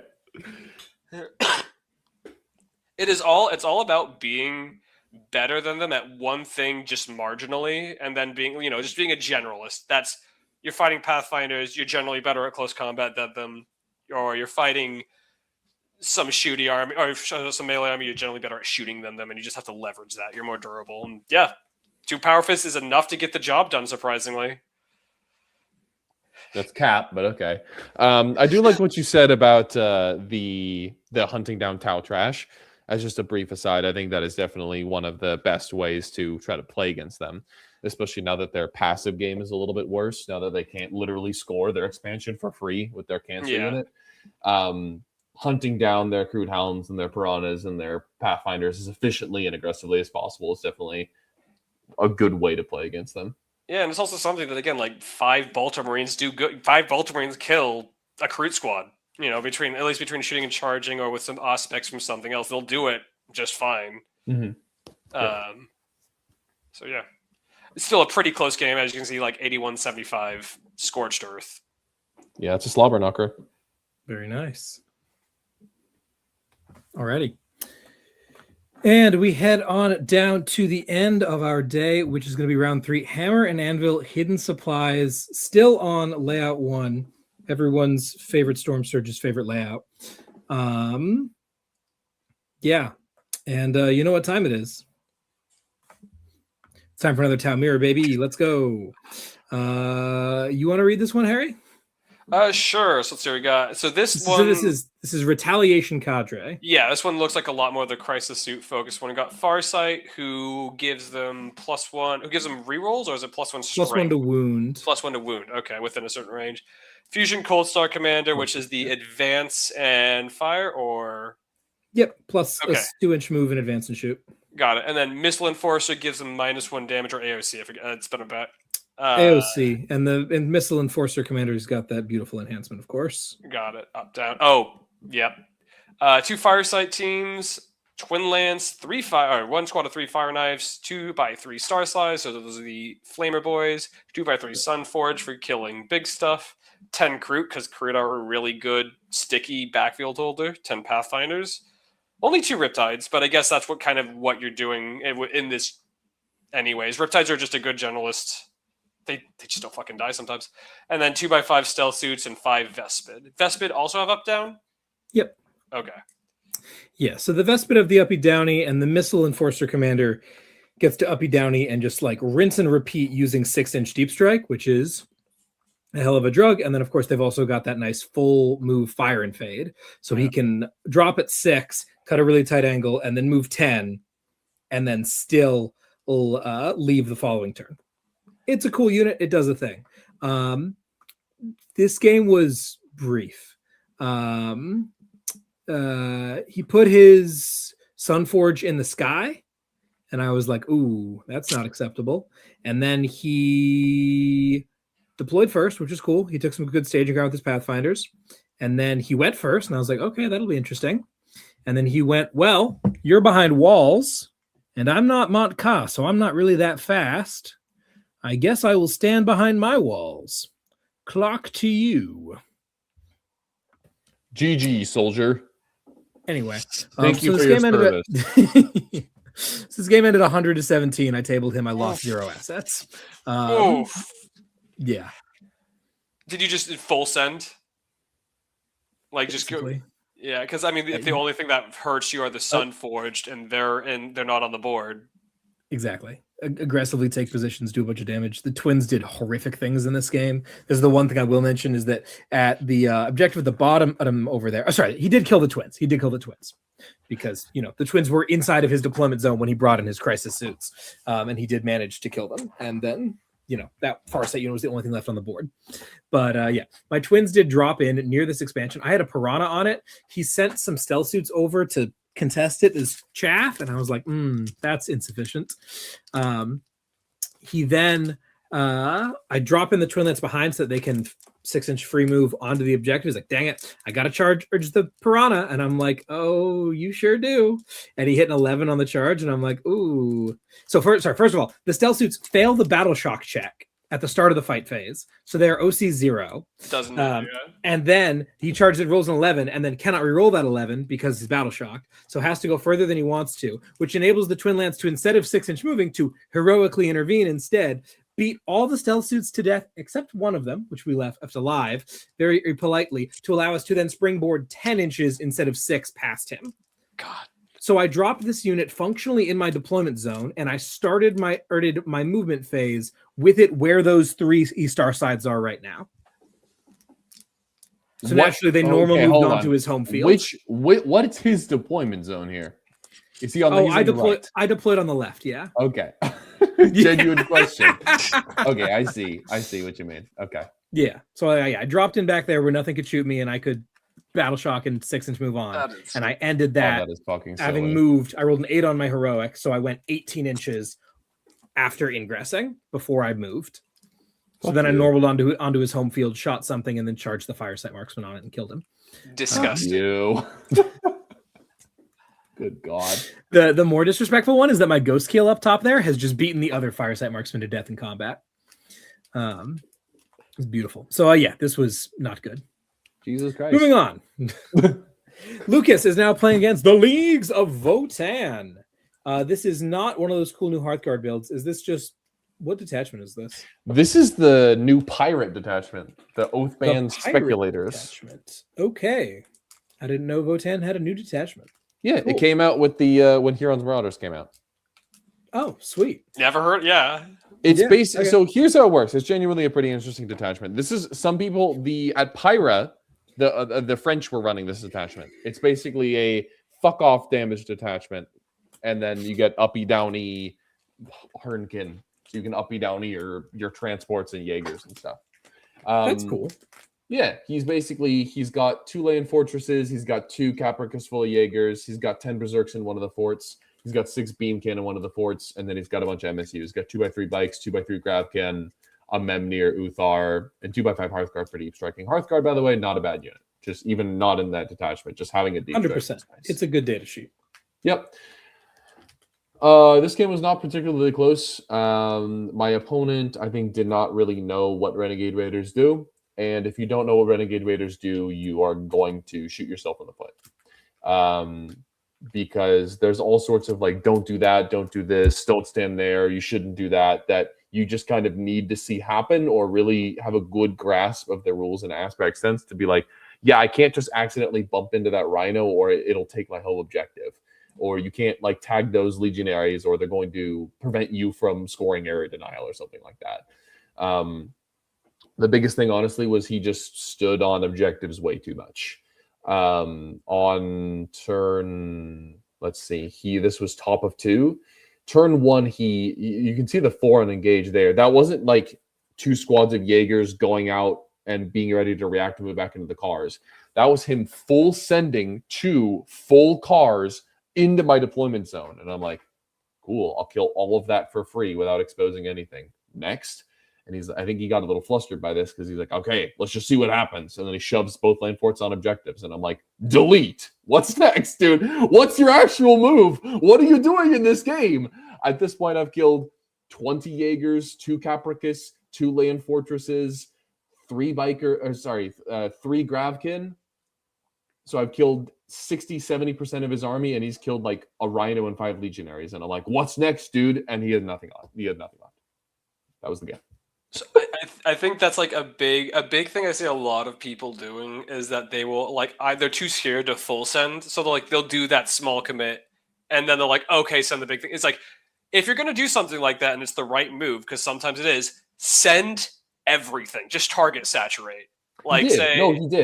Oh, he did. Okay, that's what he did. And that can work in certain scenarios, but generally giving your opponent a full-fledged swing on you before anything happens, like True. You need to get something from it. So like if you're going to stat check, you either need to be very confident you're going to survive. I think this guy genuinely just didn't know what my army was going to do, or like it needs to get you a positional advantage. Yeah. And in this case, neither of those were the case. So did you say that he sent the 2 cars and put the land forts on the objectives, or were those separated, right? His land forts were off the objective staging, and he full sent his trash cars into me. And that's the part. Is like when you're putting those trash cars in, the land forts need to be moving, like taking that position behind them so that they can be ready to pounce. Exactly, right. If the land fort was literally like in the middle of the table, not on an objective, that would have been scary because then they would have been plowing forward on the following turn. Yeah, they can start picking up a lot of bodies. Exactly. Yeah, I don't think this is a great matchup for him. This is one of the Votan detachments that doesn't have AOC. It does have fallback and do stuff, which is kind of a requisite to play the game when you're playing Votan. That's why all the good detachments have it. But what was I going to say? It really thrives on 2 really powerful damage dealing stratagems. One of them gives you reroll to hit in the shooting phase and reroll 1s to wound. And then there's a combat stratagem that gives you reroll 1s to hit and full reroll to wound. So there's those 2 strats, and it really wants you to play combined arms for that reason. And so this is a really good detachment against like Catan, Imperial Knight, stat checks, because you have all these anti-vehicle 3-up guns and then anti-vehicle 3-up mauls in combat. And they're all getting like rerolls to hit and wound, and they're just slamming tons of damage 3 saves on people. So it's really good against stat checks, but Renegade Raiders is not trying to survive that kind of game. It's not trying to play an actual fair fist fight. It's being squirrely and being wild, and then as soon as you're on an objective, it's like kabam, 45 damage. Yeah, so you just was playing the wrong kind of game.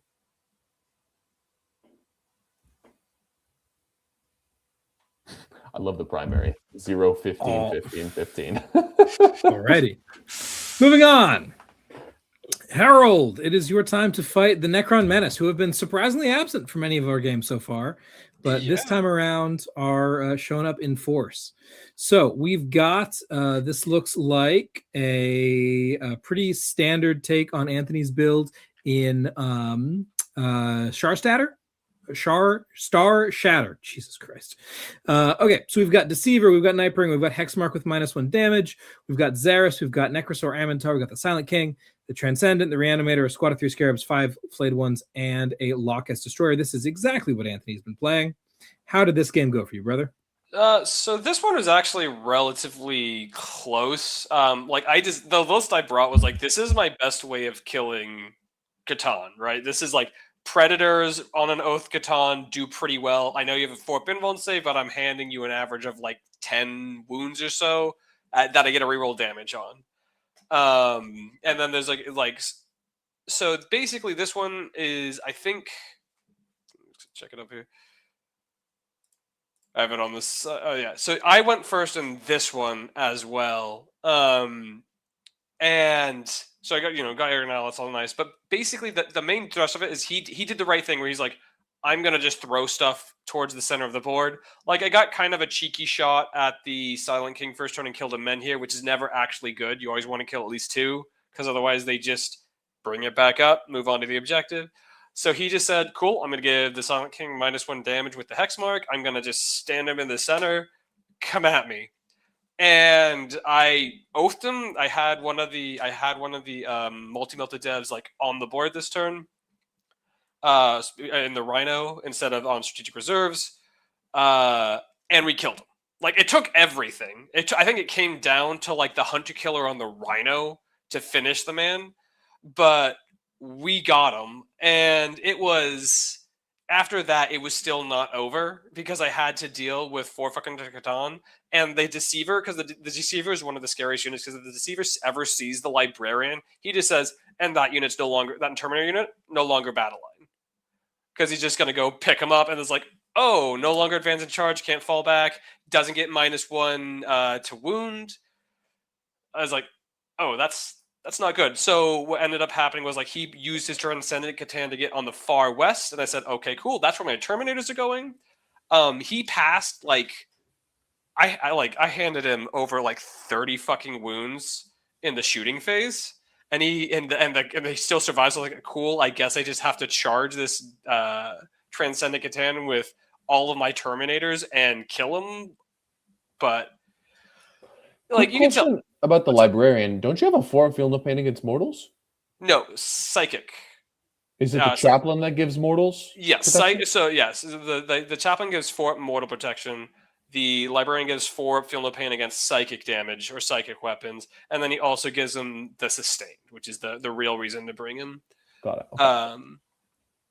But yeah, so basically it was, I think the Deceiver lived the entire game, but I was able to kill all the other Catan just like one by one, just feeding him little 5-man idiots to keep him low on primary, and then just being like, okay, like, I win this eventual trade out because, I was putting, like, one of the most fun things is putting like a 5-man strategic reserve, like, coming in end of round 3, and then just having them run at their home field objective with advance and charge, and eventually getting there and be like, okay, they're there.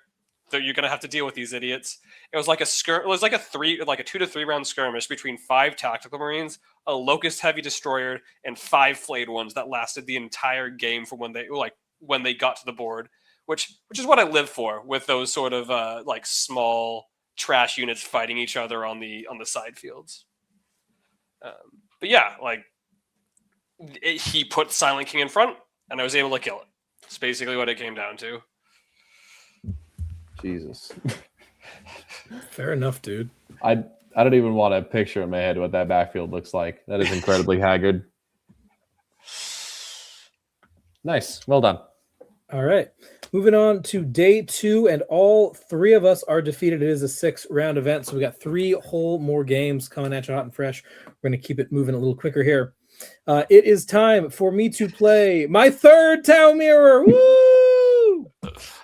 This is my boy Drew, and Drew is playing a very different list than mine, but he is also playing one that I helped him workshop. I immediately regretted this when we paired. I was like, oh man, I made this guy's list a lot better. He is playing also Montka. He's got the Warshaper with Strategic Conqueror, a Twin Lance of his own, Devilfish, a Ghost Keel, because he's a smart tile player, 10 Crew, 2 squads of 10 Pathfinders, 2 Piranhas, 3 Riptides, 2 Skyrays, 2 Stealth Suits, and a unit of Vespid. So as compared to me, he trades Shadow Sun for a Stealth Suit unit, he trades the Star Sides for a Stealth Suit unit, and then he trades the Storm Surge for 2 Skyrays and a squad of Vespid. He also picks up a squad of Pathfinders here. Is there something else cut that facilitates that, or is there just enough points to go around? Oh, the broadside. The broadside gets cut out, and that fits in his second squad of Pathfinders. Cool. This is a good list. It just is. Like I said, whether you take the Storm Surge or the Skyrays or the missiles, like it's all good. Very good list. Very scary. By far the closest Tau Mirror that I played. I did lose the Infiltrator roll off this time, which was again a bummer, but I did get to go first again, which was very nice. As we said here, the mission is Terraform on Crucible Terraform on layout 8. Layout 8 in a Tau Mirror match is an interesting thing, and having a Storm Surge is very nice. Storm Surge loves Crucible layout 8. Here is the end of my first turn. We are jamming. Layout 8 is one of the only ones where I think it is correct to start the twins on the table, even in a mirror match, because they can dance in and off of the center, which is stupid. So I set up to threaten that, which is real nice. My Piranhas, Pathfinders yeet themselves forward. We pick up a Piranha of his with those. On the other side of things, we're also able to guide along the long lane and get my Storm Surge to see the Skyray that he deploys, and the Storm Surge immediately picks it up. The thought process here is I need to whittle him down as quickly as possible before his reserves come in, his second Skyray and his twins, and the Storm Surge is going to let me do that. We're both going to have Ghost Keels. They get to hang out on our respective expansions. I want his dogs dead before they can get onto mine. I want my dogs alive standing on his. So that's kind of what we're set up for here. My dogs yeet across the table and charge and tag his stealth suits, which is great because it's going to deny his ability to terraform bottom 1. And if he doesn't terraform bottom 1, he won't score his terraform top of 2. So we get a little bit of points there. Also, obviously, the stealth suits can't fall back and guide because they're bad. So I'm glad to tie those up real easy and leave him with kind of just a Ghost Keel to play around over there. I was sorely tempted to terraform his expansion instead, but that doesn't make any sense because he could just unterraform it before it scores points, but would have been cool. Yeah, the unfortunate thing here is that second Piranha got to live. That damn second Piranha. I probably should have sent one of the Piranhas just into the mid to just not bother shooting and just be able to easily charge and tag both of his. That would have been smarter. I was a greedy bastard and didn't do that, which meant that this Piranha was able to move and shoot freely and advance. The problem with that is that this Piranha is then able to advance and directly in a straight line toward my Storm Surge. Actually, he does stop in the middle to stand on the center or objective to deny the twins. But he is able to get within 12 of my Surge, and my Surge fails his Battle Shock check. And I'm like, oh no. He then lines up all 3 of his Riptides along the lane into the Surge, and I'm like, this is what I wanted. I want him firing across the grain instead of along the grain, right? If I get to hold down my expansion and play along the grain while my dogs contest his expansion, and he has to fight across the grain, I'm in a winning position. His home field's going to be weak. But the first Riptide does 8 damage, and the second Riptide does 12. And my Storm Surge dies immediately.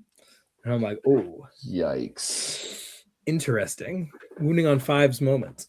Did he get to use the full reel to hit strat when he blew up your Skyray? Yep, 100%. He got to use the full reel to hit strat there. The only way to possibly avoid that would have been to Battle Shock the Skyray. That wasn't real. Oh, sorry. I forgot to mention what the Storm Surge does.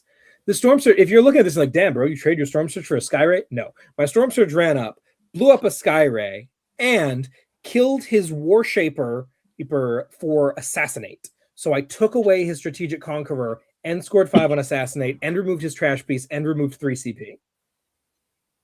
Seems good. And I got to shoot the Vespa with the cluster rockets and killed 3 of the 5 of them. So every time they come down, they owe a Battle Shock check now. Funny. That's a trade worth making. because it means that my expansion is forever safe and his is forever in danger. So that was a beautiful thing. That top deck. Did you guys Mhm. both mark your own objectives for Strategic Conqueror? No, I marked his. And did he mark his as well? No, I think he marked. Yes, he did mark his. He marked his as well. We Okay. both marked his. What's the timing on when you declare that? Great question. I told him I don't care. I'm marking yours. You pick. That's so alpha. That's alpha as fuck. Generally, when I don't know a rules thing, I just rule it the way that is negative to me and move on with my life. Anyway, How honorable. I just don't have time for it. I'd love to have a really long conversation and look at books and stuff, but like we're on the clock. We got to keep playing. So that was fun. The actual incredible part of this, though, was my freaking Pathfinder squad, who is alive at the end of this turn. I have 3 of them left alive, who then fall back desperate. One of them dies. If he didn't die to desperate, I would have taken his home field with my 3 Pathfinders, because he only had 2 stealth suits on it, because everything else was lined up going down the long lane. It's beautiful. I pick up his squad of Kroot. His twins come in and play for the middle, and I'm like, that's fine. We'll deal with that. My twins yeet directly at his home field and very, very narrowly are not able to terraform it. The OC is off by 1 to terraform his home field and just end the game on the spot, but we don't quite make it happen. They go in, do a crazy amount of damage. He has to spend a ton of resources trying to dig them back out, and during this whole time, I'm playing the primary game well. His Riptides have to step out so that they can shoot my Twin Lance. My Riptides then step out and shoot his Riptides, and then his Twin Lance comes after my Riptides. That's the picture on the right here. He does send his Twin Lance into my castle, and he does kill 2 Riptides. And I am like, okay, yeah, that was very funny. But yeah, so the way it all shakes out at the end of the day is an 11-9 for the good guys. Very tight game. Very much came down to a bunch of little micro plays and primary denial in a couple of different places. You can see on primary, I win by 3 points. On secondary, I win by 3. My secondaries in the back half of this game were so bad. I scored 2 points top 5. I drew Tempting, couldn't get to his expansion anymore. Drew Engage, which I got a 0 on, which is hilarious. And Mark for Death that I got a 2 on, because I had to run into the center to unterraform it and flip it to take it away from him. So I couldn't have anything outside of 6 and in my home quadrant. Did you have 2 units in your army at this point? Yes. And they were all on my expansion except for my Kroot, which were the only thing that could make it to the center. Oh my goodness gracious. Okay. And the Kroot had to terraform and they had to stand on the objective. So like, all right. It's worth more than the 1 point on Engage. Dang. But yeah, so that was pretty funny. So 81-75, 11-9 win for the good guys, and my final Tau Mirror match of the day. God bless. Nice. Great game, Drew. This was a ton of fun. Cool. Lukas now is playing into Deathwatch. We are in Funnyland. No, the storm is very good. I'm being silly. He's got the Gravis Captain with the Tome of Ectoclades. The Judiciary with the Beacon Angelus, the Watchmaster with the Thief of Secrets. So that's Double Oath. Other things. What's the Beacon do again? The Beacon gives him free Rapid and True Deep Strike. This is the funny thing about Deathwatch is none of the teams actually Deep Strike. I always forget that, yeah. And then the Thief in the Night is Thief of Secrets. What does that do? Bigly damage. Cool. 10 vets, 5 vets. That 10 man, I assume, is the melee crazy squad with the Judy.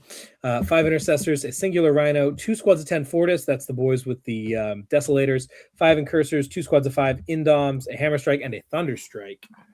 This is not in this list. Lukas, what the hell happened here? This was a bit of a goofy one. There's definitely some stuff missing here, in my opinion. Like, there's no Combi Lieutenant and all that. But he does have those 2 speeders, which are nice. They kind of give you some additional oomph if you want to shoot at like Catan or big stat check stuff. Again, just like my previous Votan game, I don't care that you're ignore cover, AP4, sustained hit, +1 to hit and wound, strength 11 Meltas. Like, killed 5 Marines. That's fine. How are you answering the car? The problem is the car. This is Tyler's dice. He is a really good Deathwatch player. He came in. Did he? No, he didn't. Did he win? No, he did not win LVO, but he's done very well at LVO last year. So he definitely knows what he's doing with this army. Layout 8 really works in my favor here and was a major contributing factor to my triumph in this game. basically, the way this goes is I've staged rhinos aggressively enough where I can kind of dump out and hit him regardless of which objective he's on, and he doesn't have a lot of trash. I got started on his trash very early. I killed one of the speeders, and he doesn't have a combi lieutenant, and his incursors are a little out of position. So I'm winning the terraform game as well. He recognizes this, decides to full commit, go for some iffy advances or charges, bang some 9s out of deep strike. Gets a little iffy. He does pop 2 of my cars and tag some noise marines that spill out, so I can't Renegade Raider out of there. But like, these are just marine bodies, man. Like, they've got AOC, and that's about it. And every single guy that dies means, you know, they hit me a lot less hard back, and there's no fall back and shoot. So, you know, I take a huge chunk out of him in the following turn. He claps back decently, kills Huron's unit, and kills 5-6 noise marines, and then it's just over. Harkin ingresses in his backfield, tears the guts out of the other Indomitor team. The Red Corsairs Raiders are pushing onto his home objective and keeping him busy. The Trader Ogren's holding my expansion. He does not have a unit to hold his expansion with, right? Like, if he wants to sit there with an Indomitor team, cool, he scores 4 primary.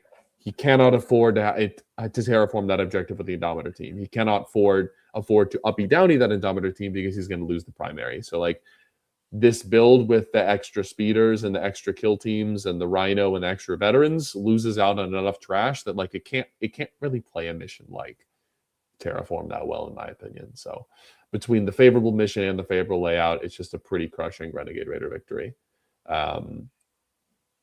Yeah, he actually does score a fair amount of primary on turn 3. That turn, he just full commits into me, and I have to deal with him for a turn. He scores a honest to God 12 just by like standing on the objectives, and I'm busy with other stuff. But then from there, his material just falls off the face of a fucking planet. Like, look at that secondary, man. Yikes. Did not score air denial marked for death on turn 3. Goodbye, soldier. Yeah. Damn. Already. Chugging along then to another mirror match. All 3 of us got a mirror match this weekend. We've got the Space Marine mirror, and this is Harry playing into our boy Nicholas Fromopoulos. He's playing good old-fashioned Ultramarines, Blades of Ultramar. He does have John Combi. He's got Calgar, the new one, as is required by law. Uriel Ventress, 5 Intercessors, a singular Ballistus, 2 Repulsor Executioners, 5 Scoots, 2x6 Vitrix, so he's playing the double brick, baby. Well, I mean, obviously he's got Ventress. What else is he doing with him? Pair of Vindicators and the Wardens of Ultramar, the Imperium's bravest soldiers. How'd this game go, Harry? So this was a pretty interesting game of like quality versus quantity. Basically, is like I have the trash to do terraform. Like, this is the best mission for me to catch him out. And I also went first, right? So I'm like, cool. 5 tactical idiots to the center. I'm terraforming my home. He got the first scout drop, so I couldn't use my scouts to go terraform his objective. But instead, I went and I sent my scouts to go tag, like, the combi. They basically chased down the combi lieutenant, who ended up living throughout the entire game on like 1 wound or something like that, because he's an asshole. I hate that model. But basically some scouts went and tagged 2 Vindicators and a combi lieutenant turn 1. And we're just like, okay, we're going to terraform. We're going to sit here. And he kind of appropriately understands, like, okay, I have the momentum now. Like, the only way he is going to win this game is if he kind of blows me out. So he goes and he like gets he pushes his rep up X the board. He puts a Vindicator in Tactical Doctrine, pushes it up towards the center of the board, so I have to go answer in it. He kills my Tactical Marines on the center. And he kind of pushes me back without overcommitting the Victrix, because those are the real problems of the game, is how do I deal with those Victrix, because they could literally kill 30 Marines in a turn. They hit insanely hard, especially with Oath. I ended up, and again, I ended up oathing a repulsor and having one of those dev teams come off the side, and it did about 36 damage to that repulsor.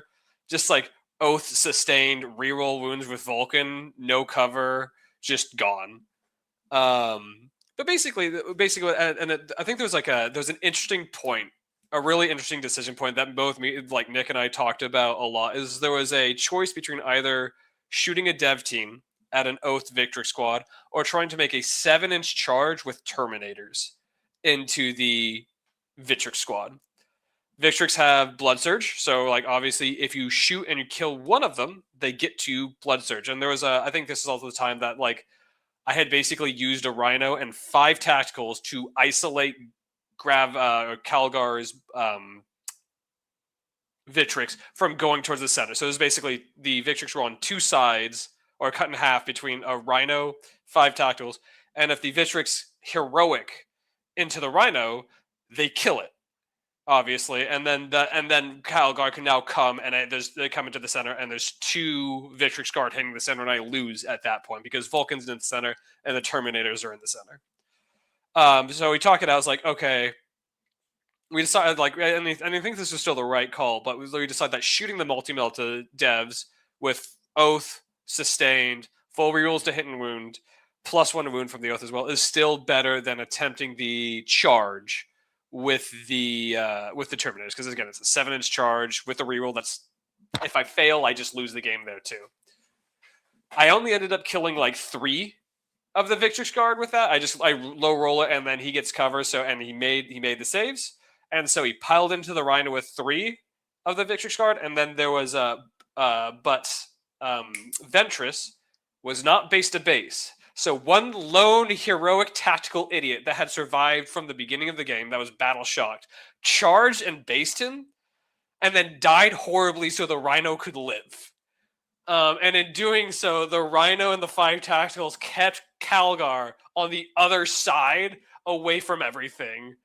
And I like that was what ended up saving the game, because then like the dev team just like picked up that Victrix card. That Victrix card the next turn. The other Victrix card, I think there's a point where like a Victrix card charged into Vulkan. I think this was with Calgar. Calgar went and tagged the devs. Somehow didn't kill the devs, and Vulkan survived on 1 wound because he was on his objective. The Terminators had heroic intervened at some point and done some damage as well. But basically at that point, he was down to, I think I killed both of his Vindicators. I think he had his Rep-X and his Ballistas. And I honestly think Ballistas are a terrible unit. I do not like them. They are not good. They're like, I get that they're Oath agnostic, but the fact that they just have those like 2 las cannons and then 2 AP2, and they're supposed to be killing vehicles, and they have no actual like vehicle reroll, wound support for vehicles, makes them not good. Like rerolling hits is fine. They don't do anything. And it's the same thing with the repulsor. Like he put his repulsor that did the second repulsor that survived the entire game. He put it up on the center and he said, "Okay, I'm going to shoot your predator out there," and he doesn't kill the predator because like he couldn't waste the Oath on the predator because he was oathing something else, like pop smoke. And it's like, cool, 1 of your shots missed. You no longer kill that predator on average, and the predator just gets to shoot again. And it's like just a 135 point model that like got to shoot at the Vindicator, ended up killing it earlier, and is now going to be able to get to shoot again because you couldn't force to commit with the repulsor on it. But yeah, it was a really interesting game. Like really talking about like it was very close. Although I mean, most of these games were close. Like every one of my game is like a 10-10 or an 11-9 or something, except for the first game. And like he absolutely got the right of it where he shoved at me and I almost slipped because of the devs underperforming on the Victrix, which could happen, right? Like there's 2 up saves. I couldn't get within 12 inches of them for the melted damage because of Uriel being, the Vect aura. So it's just like I killed 1 or 2 fewer than I needed to, and almost crumbled on it. But one lone tactical idiot. And that's kind of the fun of this list for me, is you get to look for all of these situations where these small things get you big rewards, right? And it was fun. It's a pretty fun game. Yeah. Cool. Wow. Fucking wild looking game. Yeah. Crazy that he beat you on secondary. It's like, what the hell? Yep. I guess it's really close, but like, how did that? I think turn 3 was pretty bad. Yeah, turn 3 you scored nothing. So. Yeah, I think it's just like the tempting target is like it's his safe expansion that has Calgar and his break on. It's like, oh, because this is layout 8, so like you can't just sprint onto there with 5 tacticals and flip it because he has a ton of OC on there. And I think I chose to mill establish for a command point rather than take the just the 2 points for it. Generally, if I'm CP starved, I value the command point more than 2 victory points at that. Like until you get to turn 4 or 5. Sure. But yeah. Wild game, dog. Nicely done, man. Very cool. Okay. Sweet. Right. Semi-final time. All 3 of us still fully undefeated. There are 4 players left. It's the 3 of us and the Tyranids guy. Yep. Because Donald threw harder than he's ever thrown before. So props to him for that. Rude. Alrighty. Him for that. Search and destroy linchpin on layout 6, baby. This is one of my favorite combinations in all of 40K. And it's time, baby. Team fight. All right. So someone had to get the pairing. I pair into Lukas, and Harry is paired into the Tyranids. Lukas, you want to break down this game for us? Look at this fucking godless layout, boys. What the fuck is that? Look at my nice safe expansion. Our expansion, comrade. Our expansion? So, our expansion. Yeah, okay. You missed it. Yeah, so this was interesting. This is linchpin.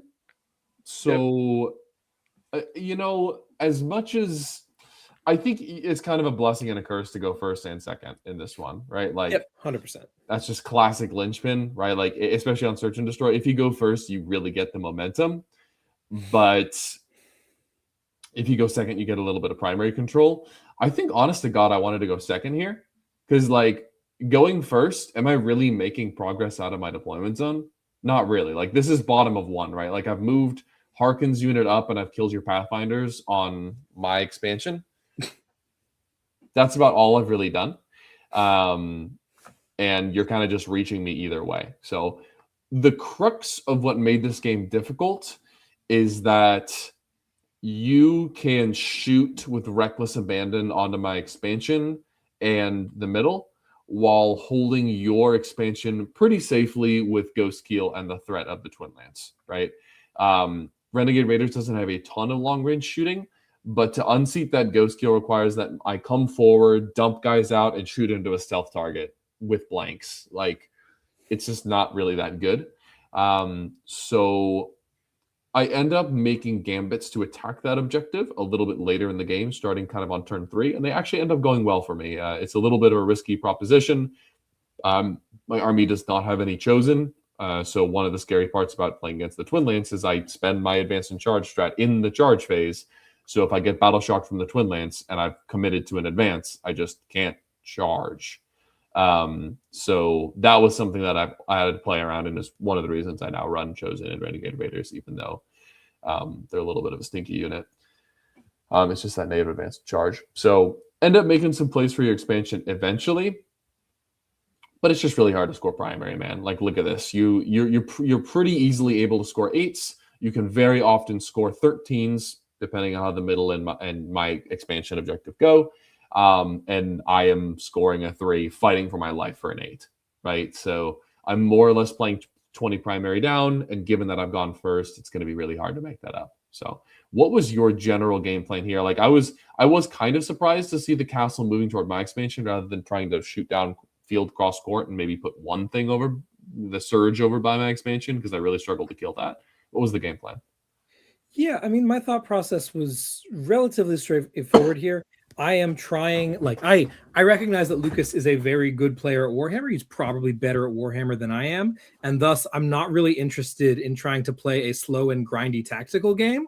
I'm going to try to hit him in the mouth as hard as I can, as quickly as I can, before my army damage starts to fall off.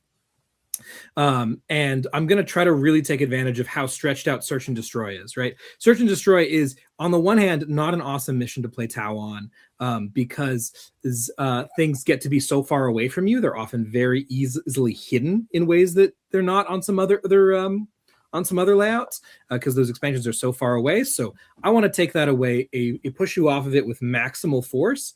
And I feel like if I just throw a surge at your expansion, I do not have sufficient confidence in his ability to hang on to it. It's not enough OC. It's not enough firepower to drill through multiple units, right? You're a Rhinos-based army. I don't want to give you that option. And I worry that if I just try to castle up on my expansion and play piddly stuff on the other side, like I'm just kind of asking for things to go wrong in a way where, and I'm kind of just handing you the reins and saying, hey, I'm going to try to set up a plan that's difficult for you to get through.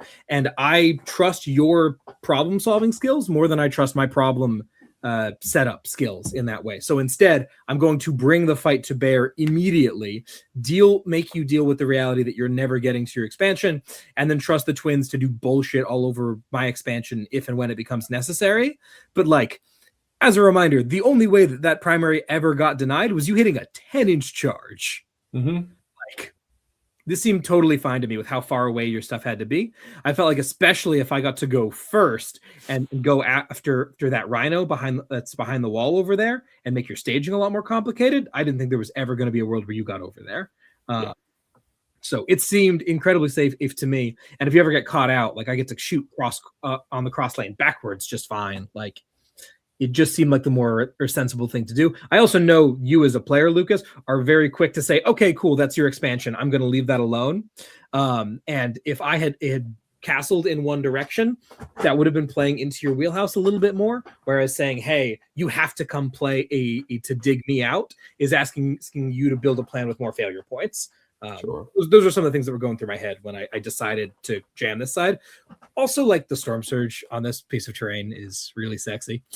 So he's definitely going there. And this is admittedly one of the detriments of Shadow Sun is that she does make you want to play in a single ball if you want to get maximal utility out of your damage pieces, which in this case, I was more than happy to do. I think there's definitely an argument for putting like an extra Riptide up top or something. I just don't buy it. I needed all of the damage that I could get my hands on to win this fight, to be able to take Harkin to the face and keep going. This got really sketchy for a minute there when you came in guns blaring. If you had done a little bit more damage between in the shooting and the impact mortals, like. Yeah, I think one of the clutch mistakes I made here, and so basically the play, to explain the macro play I went for here is Harkin's unit is the one that's staged up behind my 5x10 here. And Harkin, his second ability is that he has a 6-inch aura if you take battle shocks under starting instead of under half when it comes time to do so in the command phase. So what I tried to set up here, and there's obviously a couple different sources of mortal wounds, right? Like I can throw the grenades, I can do the charge mortals, and then I can pack for lethal and shoot a third target. So my goal here is to do a shitload of damage to this front Riptide and hopefully kill it, but also put the Storm Surge under starting and put the next Riptide under starting and then tag them so that you have to start taking battle shock tests. It'll be -1 from Raptors. If I shoot you with Noise Marines on foot, it'll be another -1. And now you have to make really scary decisions, assuming those Riptides fail their leadership 9 check. Do you want to fall back and risk a 1 in 3 to fucking die? Probably not. And that was just one out where I could have maybe squeaked away with a couple Raptors and then Renegade Raider out of there and go fall back under your home. Try to make a play in that way. What I didn't see coming was the Storm Surge Heroic to get onto that objective, which got you the 13 on bottom of 2. So yeah, that was definitely just a oopsie. I should have just thrown one guy and tagged that guy. I'm so bummed that I didn't mention this into Midland because I learned this play by not doing it round 2 into the CSM. I didn't mention that one thing Midland did really well was he tagged the Storm Surge a bunch. And there was a moment where he got in, charged, finished off a Riptide, and then consoled into me. And I was like, dang it. And I was like, oh my God, I could have heroically intervened into him. And that would have let me touch the plate while I was in combat and then just blast. Yeah. Oh, man. So when I saw the opportunity to do this time around, I was like, the Lord has taught me well. And I will be taking advantage of that. So yeah, OC6 Storm Surge. Part of the reason I like him a lot. He is difficult to maneuver. And he did, by the way, to make that happen, Lukas does then charge the Storm Surge with the 6 Noise Marines that you currently see on the screen to go contest it. And the Storm Surge stomps one to death. Yep. OC6, baby. Mine. Hilariously, though, the Noise Marines did manage to put a pip of damage on the Storm Surge, which meant he would be taking a battle shock at -1 to actually hold on. Right, so I auto-passed that shit. Yeah. Yep. I had to Oh, auto that was pass my funny. 19 wound storm surge to make sure everything's okay. Oh man, it's hilarious. Spooky bats. Ooh, Night Lords. Ooh. Yeah, this game was a lot of fun. We have not played at an event in a hot minute. I have not beaten you at an event in God knows how long, dude. Editions, it feels like. I mean, I don't even know the last time we played. Because we were in Spain for a year. We certainly haven't played since you got back from Spain. Yeah, so like Atomic City Warzone we played. Was that the last time we played at an event? Surely Since then, right? That was like a decade ago. Feels like it. I don't know. So very nice to clutch up a win here and secure a spot in the finals off the boy. Nice. But yeah, very, very fun round and game. Really cool to get to flex a little bit here. Nice. Yeah. And glad that it was, I don't know. I feel like it's been a while, but the last couple times we've been playing on events, we got pretty salty. So fun to have a slightly chiller vibe. No idea what you're talking about. Me? Salty? Never. Not even once. He's the level-headed soldier, dude. Yes, sir. All right. Cool. Moving on over here, Harry gets to play into Espinoza, who is rocking a really cool NIDS list that I wanted to play into. It was pretty very fun. Good list. I believe it. Espinoza here is playing Invasion Fleet. He's rocking a Broodlord to lead 10 Steelers because he's a boss, a Walkrent with perfectly adapted for reroll a hit wound advanced charge save. A Neuro Tyrant, a Turvagon with the Feel No Pain. I think that's unnecessary, but there's not a better use of the points. 3 squads of 20 Termagants, all with Flesh Spine Fist. The dude does not run the Dev Flamers, which I think is hilarious. He just can't be fucked.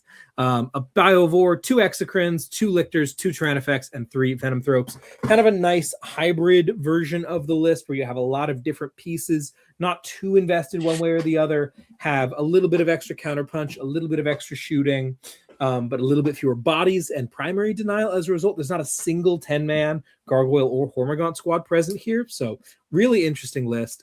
Does a lot out of good old-fashioned Warhammer stuff pretty well. How'd this game go, Harry? I'm really curious. It was a pretty fun game. It was close at a lot of sparts, but basically the big thing was he went first. So I think my army can generally go first or second pretty, it's adaptable just because it has those small gambles and pieces that you can put forward to require commitment. But basically the big thing was the reason he has the Turvagon with the Feel No Pain is because he says, I'm going to put, and we were talking about this, is I'm going to put this here. Most things in the game can't kill it in one activation, but people are sure going to try.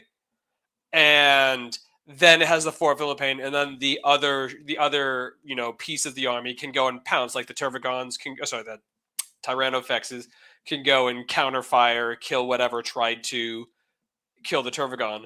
The problem was okay, he put it at the center, he touched the center with some Termagants, he put the Turvagon in the center, said, fuck it, I'll take the bait. And I put the Oath on it, and I killed it with 1 Hunter Killer to spare. I fired the Hunter Killer, we didn't roll the damage. And it's just we were kind of going on the math on it. And I think it's about a 50-50 with the upside being that I kill it. I could have spent a command point to make it a little bit more reliable, basically tag it and reroll 1s to wound or sustained or something like that.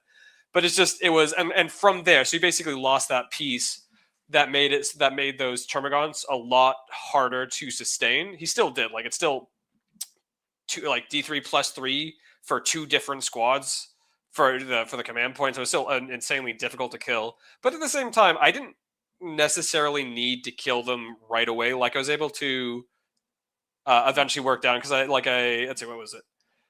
We just throwing some 5-man Marines. Oh my god. I would have Marines just charging his Tyrannofexes, which are 4 attacks at 802, and he ended up killing 2 or 3 of them every time. I was okay, just but otherwise, it was just the Terminators are the only thing that can really effectively kill Termagants. They got a Termagant. One of the Termagant breaks down on his expansion down to 1 model, which was tragic because then he auto passes the battle shock, he regenerates it, and he hits the Terminators with the Gene Stealers. I roll terribly on the saves, and he kills all but 2 or 3.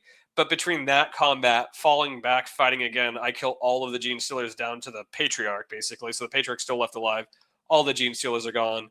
The Marines in the center have just kind of killed.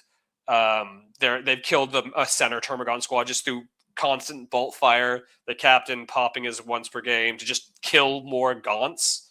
And then and I think the dev team just kind of went around killing some of the big stuff as well. Like the Exocrines are the biggest threat to me out of that list in terms of shooting. They're also the easiest thing to kill.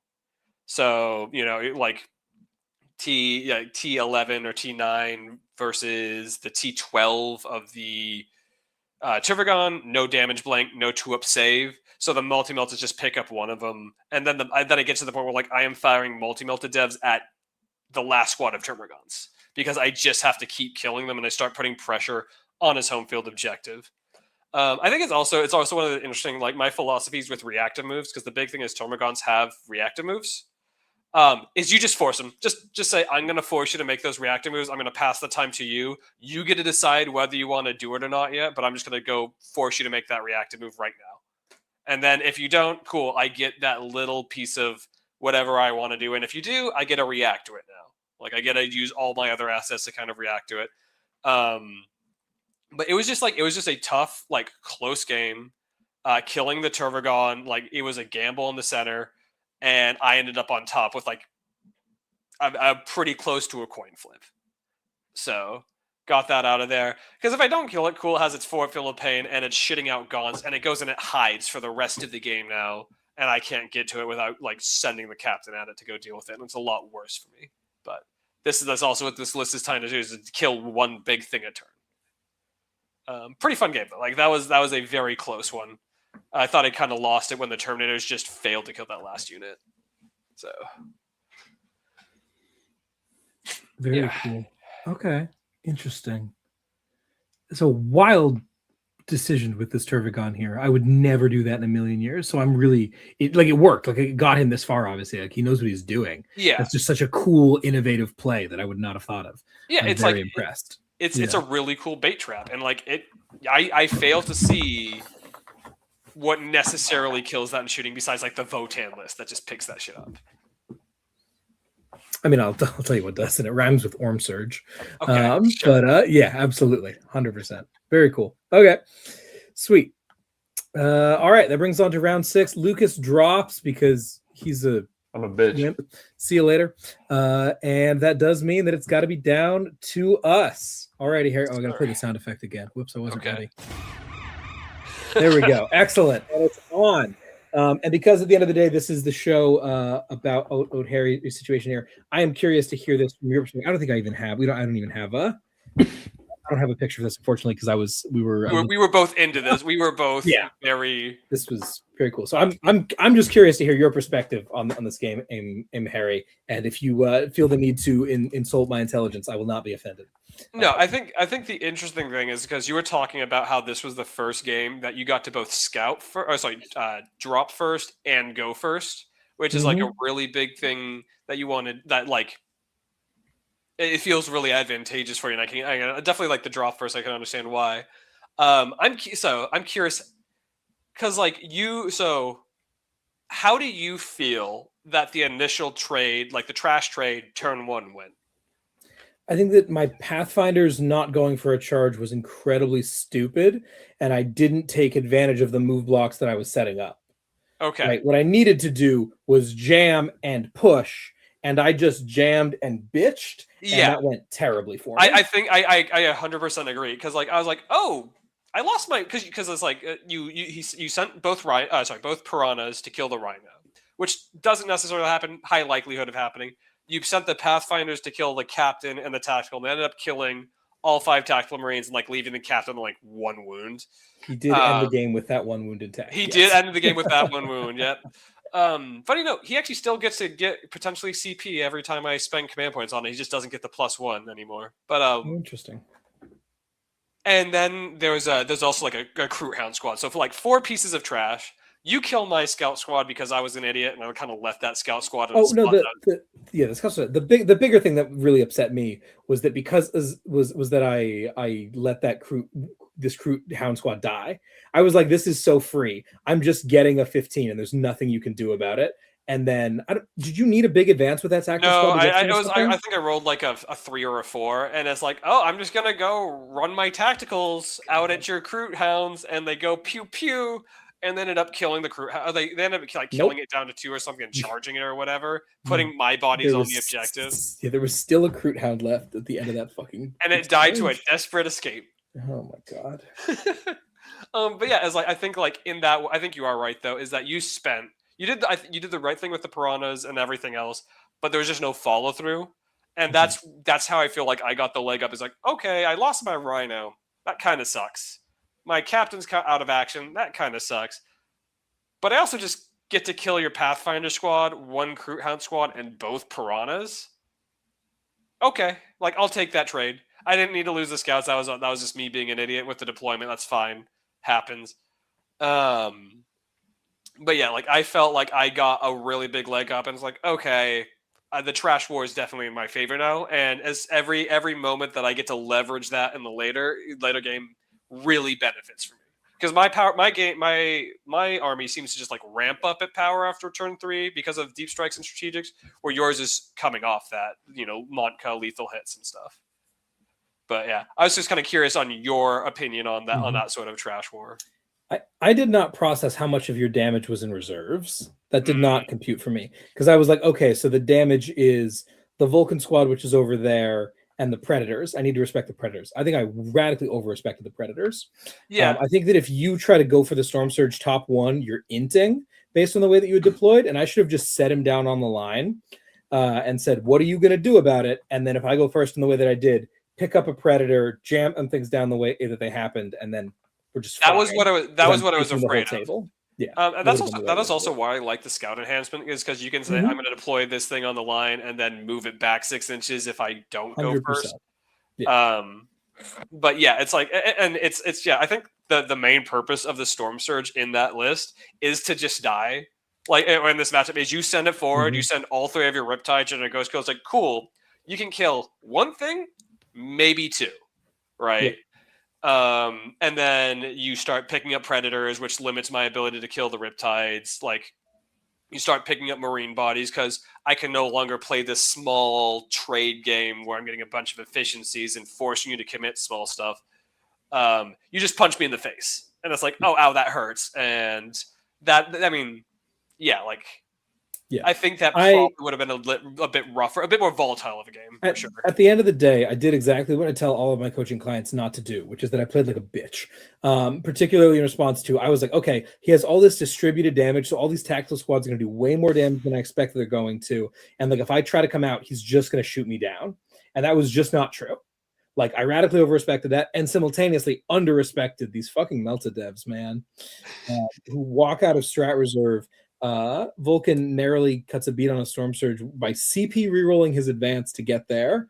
And the devs the devs only did 8 damage. The devs really they undershot. They only got 5 hits on an Oath Storm Surge with the sustain.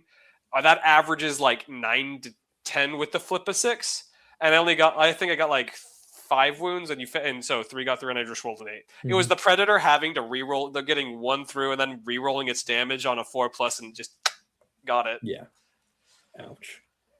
Really cool stuff. I then had to spend way too much of my trash and resources in general screening the stupid Terminator unit. I should have just not bothered. That Terminator unit can come take its pound of flesh. It does not matter. I need to score. And at the end of the day, I think the scoreboard really reflects that. I only lost this game on secondaries. I beat you on primary. Yeah. I just that was also just because of time. I did end just there. There was a potential to get 5 more points. I was just like, no, I don't need that. Yeah, for sure. But like the primary game is very reasonable. It's just I'm getting blasted here on secondaries because I need all guns blazing at all times. Yeah. So the only way that I can win this game is to end it decisively and quickly and early. Playing a long and slow game is going to put me way behind the 8 ball on the action economy, especially if I'm going to put out that much trash early on.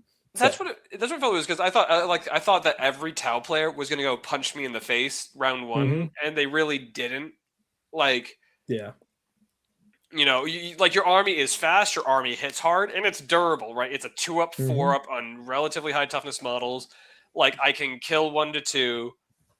and then you just pick up million like bunch of shit. Yeah. Or I mean, sorry, go ahead. No, go ahead.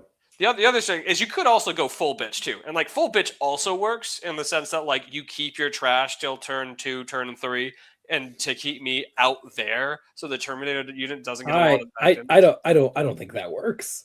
Really? I think if I fully sit behind walls and just don't let you get line of sight for 3 turns, your Terminators come in and flip my expansion, and then the game ends. Especially going first, right? Yeah, I cannot do that going He first. does not hold primary if he goes first and then plays like a coward, right? Yeah. That's like fair. It's layout 6. You have access to my expansion. Like, you can hide behind that little wall in your expansion. I cannot.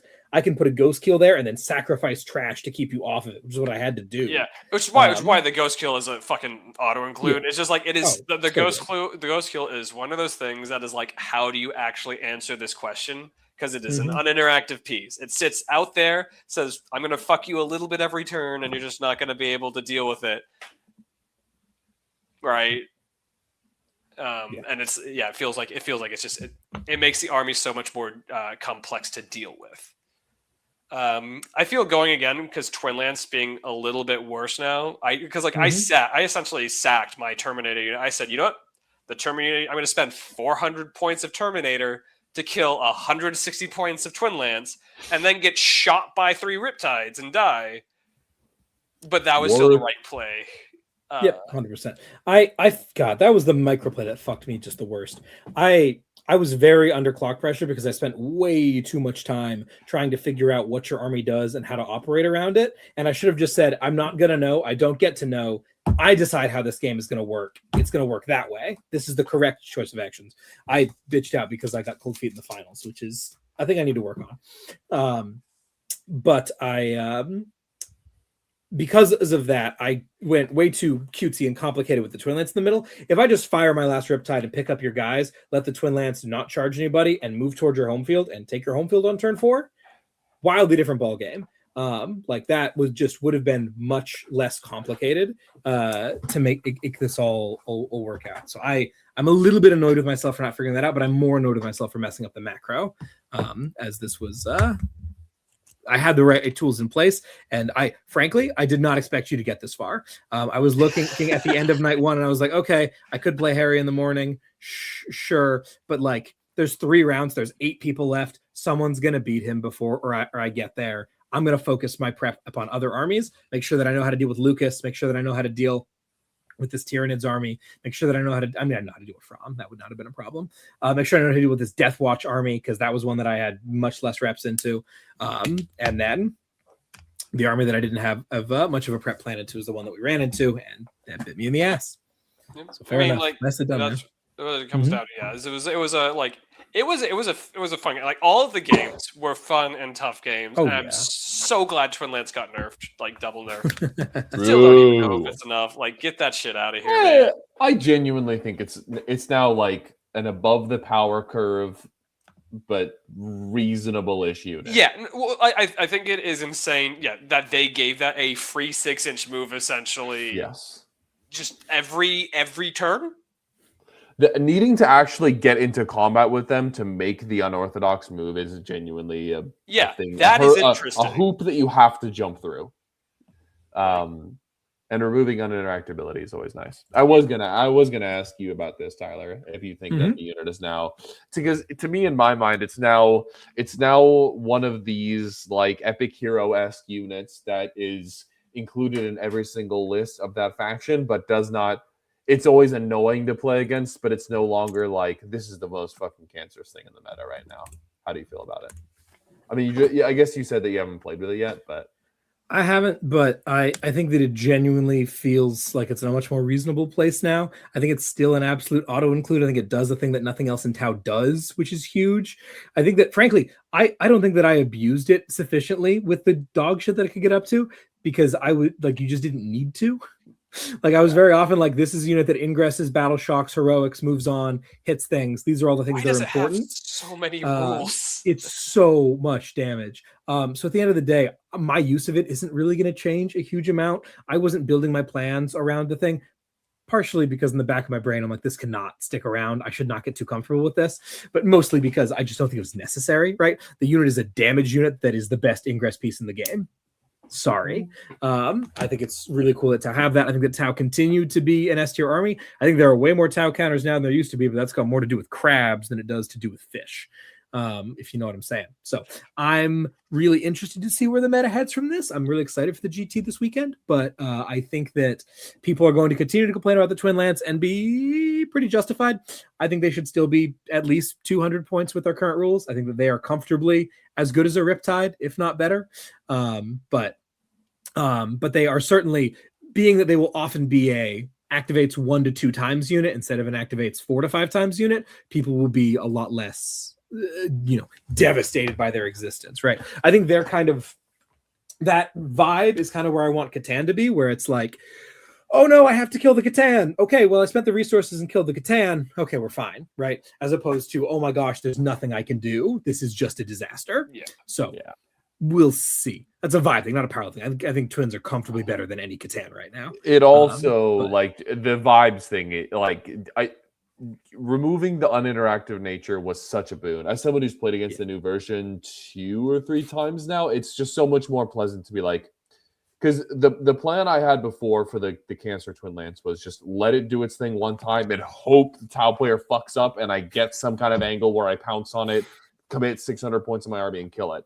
Now it's much more like, okay, it will do the thing one time and then I will kill it. Like, there's no more, like, it's just going to fuck you for 4 turns straight and hope they mess up. It's like, if they actually have to be in harm's way, which is nice. Yeah. The unit still needs to be within 6 inches to do maximal damage. Like, it's going to get hurt. Okay, Ian. Oh, no, he's gone. Alrighty, cool. Well, congratulations, Harry, on your great victory. We're going to answer a couple of listener questions, and then we'll get out of here because we've been here way longer than I wanted to. Okay. First question comes from Josh. He asks, Harry, what will you do when Firstborn goes fully Legends? Either, depending on how 11th goes and if I like it, stop playing the game. 2, go to Chaos. 3, I'm building a guard army, or build one for West Coast Warbands. I might go back to that. 4, and like if they just let the Tactics Marines, the Furnace, whatever, Intercessors, go in a Rhino, I'm calling that good. Like, as long as the Rhino exists and the Rhino can carry 10 Intercessors, I'll consider it.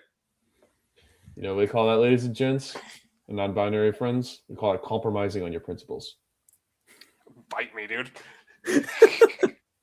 I know. The Harry I knew from 5 years ago would never have played Company Heroes. Alrighty, next question comes from Greg. Says, for Harry, I am under the impression that you were a very dedicated Salamanders player. He is correct. Why is that? Why are you so stupid? And what are the pros and cons of being so dedicated to a specific sub-faction? For me, it comes down to what I enjoy about games. I do not enjoy playing optimal shit in a way. I enjoy playing things I enjoy finding ways to make things good. Like, I enjoy messy games. I enjoy the ability to play things that people may not be the most experienced about, or play things that allow me to mess up people. Like, some people come in as like, I'm going to score 95 points this game, mathematically proven. I like being skilled enough with off-meta factions to say, no, you're not. I'm going to go drag you down to my level, and I like wrestling in the mud, I guess is the best way to put it. And you can only do that if you are very dedicated to something that is not the meta, because otherwise people know how to play against you. And also, I just like salamanders, right? Like, I don't fucking like ultramarines. I don't like I got salamanders and I'm attached to them. Like, I enjoy them. I have my own custom Vulkan model since that's been like, I guess that is now like 13 years old or something. Actually, no more than that, but whatever. I enjoy them. Like, I have an attachment to them. So, and I don't care about winning in the sense that I do not need to win the tournaments to have fun. I'm glad that I did. It felt really nice that I was able to win this. And this is probably going to be one of the, if they do go to Legends, the last tournaments that I could have won with my first one. But I guess the cons of that are sometimes it sucks. Sometimes you get nerfed because Ultramarines is too good. Sometimes you have to fight against Ultramarines, which is just mathematically better than you, and then you tough shit. Hell yeah, man. Alrighty. He then asks for Tyler top tips for hobbying Tau besides getting an airbrush, as I already have one. Airbrush is a great call. Tau look better almost always, I hate to say it, in light colors. People go cuckoo for Cocoa Puffs about white Tau, about yellow Tau, about light green and light blue Tau. Like light colors on battlesuits make people really excited for some reason. Relatedly, and perhaps more importantly, push your highlights just like a lot further than you would for most regular armies. Tau really benefit from high contrast, and most of the times when I have had what I thought was a good Tau paint job that ended up not looking great, it had just the right amount of highlight under my desk lamp, and then I put it on a table and was like, you can't see any of this. This is all way too subtle. So push them way more aggressively, get that cartooniness. It'll look much more reasonable on the table than something a little bit more subtle that you may be used to if you're painting a lot more cloth or rounded surfaces instead of a lot of the big Tau square plate stuff. Also, paint ochre. Paint the classic ochre paint scheme. OG Tau. I love fucking that scheme. underrated. It's a so great good. scheme. 100% agree. Cool. Lucas, thoughts on the freebooter list? Okay, I found one. The only one that I actually had orcs listed as their faction is Jacob Warren, unless I missed one. And he's playing freebooter crew with 20 beast daggers in a wagon, Gaskell and 20 boys, Mosrog leading 6 squighogs, Zodgrot and 20 grots, and an extra battle wagon full of flash kits? I do not understand this list. It gets sustained onto an objective. It auto advances 6, I guess, which is kind of cool. Like auto advancing 6 orcs is pretty good. I guess if your Gaskell or Beastnagga unit and survives on an objective and it gets a second WA for a CP, that's pretty cool. I don't know, dog. I think Freebooter Crew has some interesting stuff, and it's mostly related to that blast stratagem. Like if you ever end up in a horde meta, for a second when Recon Guard was USA is permanently freaking out about Recon Guard because we have Nemo's part of the team now. So there was a hot second where people were thinking about Freebooter Crew as a counter to Recon Guard because it can take the 10-man Luda unit, which can zip around in your backfield with the truck, shoot 48 inches away, and get blast to just like turbo, pass. Not at WTC, it can't. 500. Why not? Did you hear about this ruling? This is one of the most incredible rulings from WTC of all time. Oh, God. It says in the explanation of how blast things work that you add blast after determining the number of shots because blast are for random shot weapons. So according to WTC, if you have a fixed number of shots in the blast keyword, all that does is you don't get to use it in combat. I hate these fucking people. Oh, Joshy says they reversed it. Did they now? Good for them. God bless. I was unaware of this. Oh my God. God bless. One of the most ridiculous rulings I've ever seen. This shit brought to you by the people who said Abaddon didn't need to pass his pact and didn't need to roll a 7-up to get a CP. Why? Didn't need to shoot. Yeah. Motherfucker, it's not. Use your brain. Okay. Anyway. Yeah, so Tim, I'm sorry, I don't really understand that list, but I do think there's some interesting stuff in Freebooter Crew. I'm just not going to play it because I'm a coward. Alrighty. Moving on. Who is this? Jeff asks, where's the promised stat rep? It's in editing right now. Sorry. I'm really busy working on it. And then Joshi asks, Harry, are you going to Barcelona? Thinking about it, but just possibility, yeah. I would really love to bring some shitty fucking 2013 Tactical Marines to Spain, maybe. That'd be so fucking great. It also depends on, again, if it is still a valid model in November. I don't trust GW to not remove it, so we'll see. Make it happen, boys. All righty. Well, unless anyone's got anything else that'll be said and done, thank you so much for joining us. I've been Tyler. I've been Lucas. That guy over there is Harry. Thank you so much for joining us. And we'll see you next time. Maybe we'll talk about this GT if I do well in it. Who knows? I'll catch y'all later. Take care, everyone.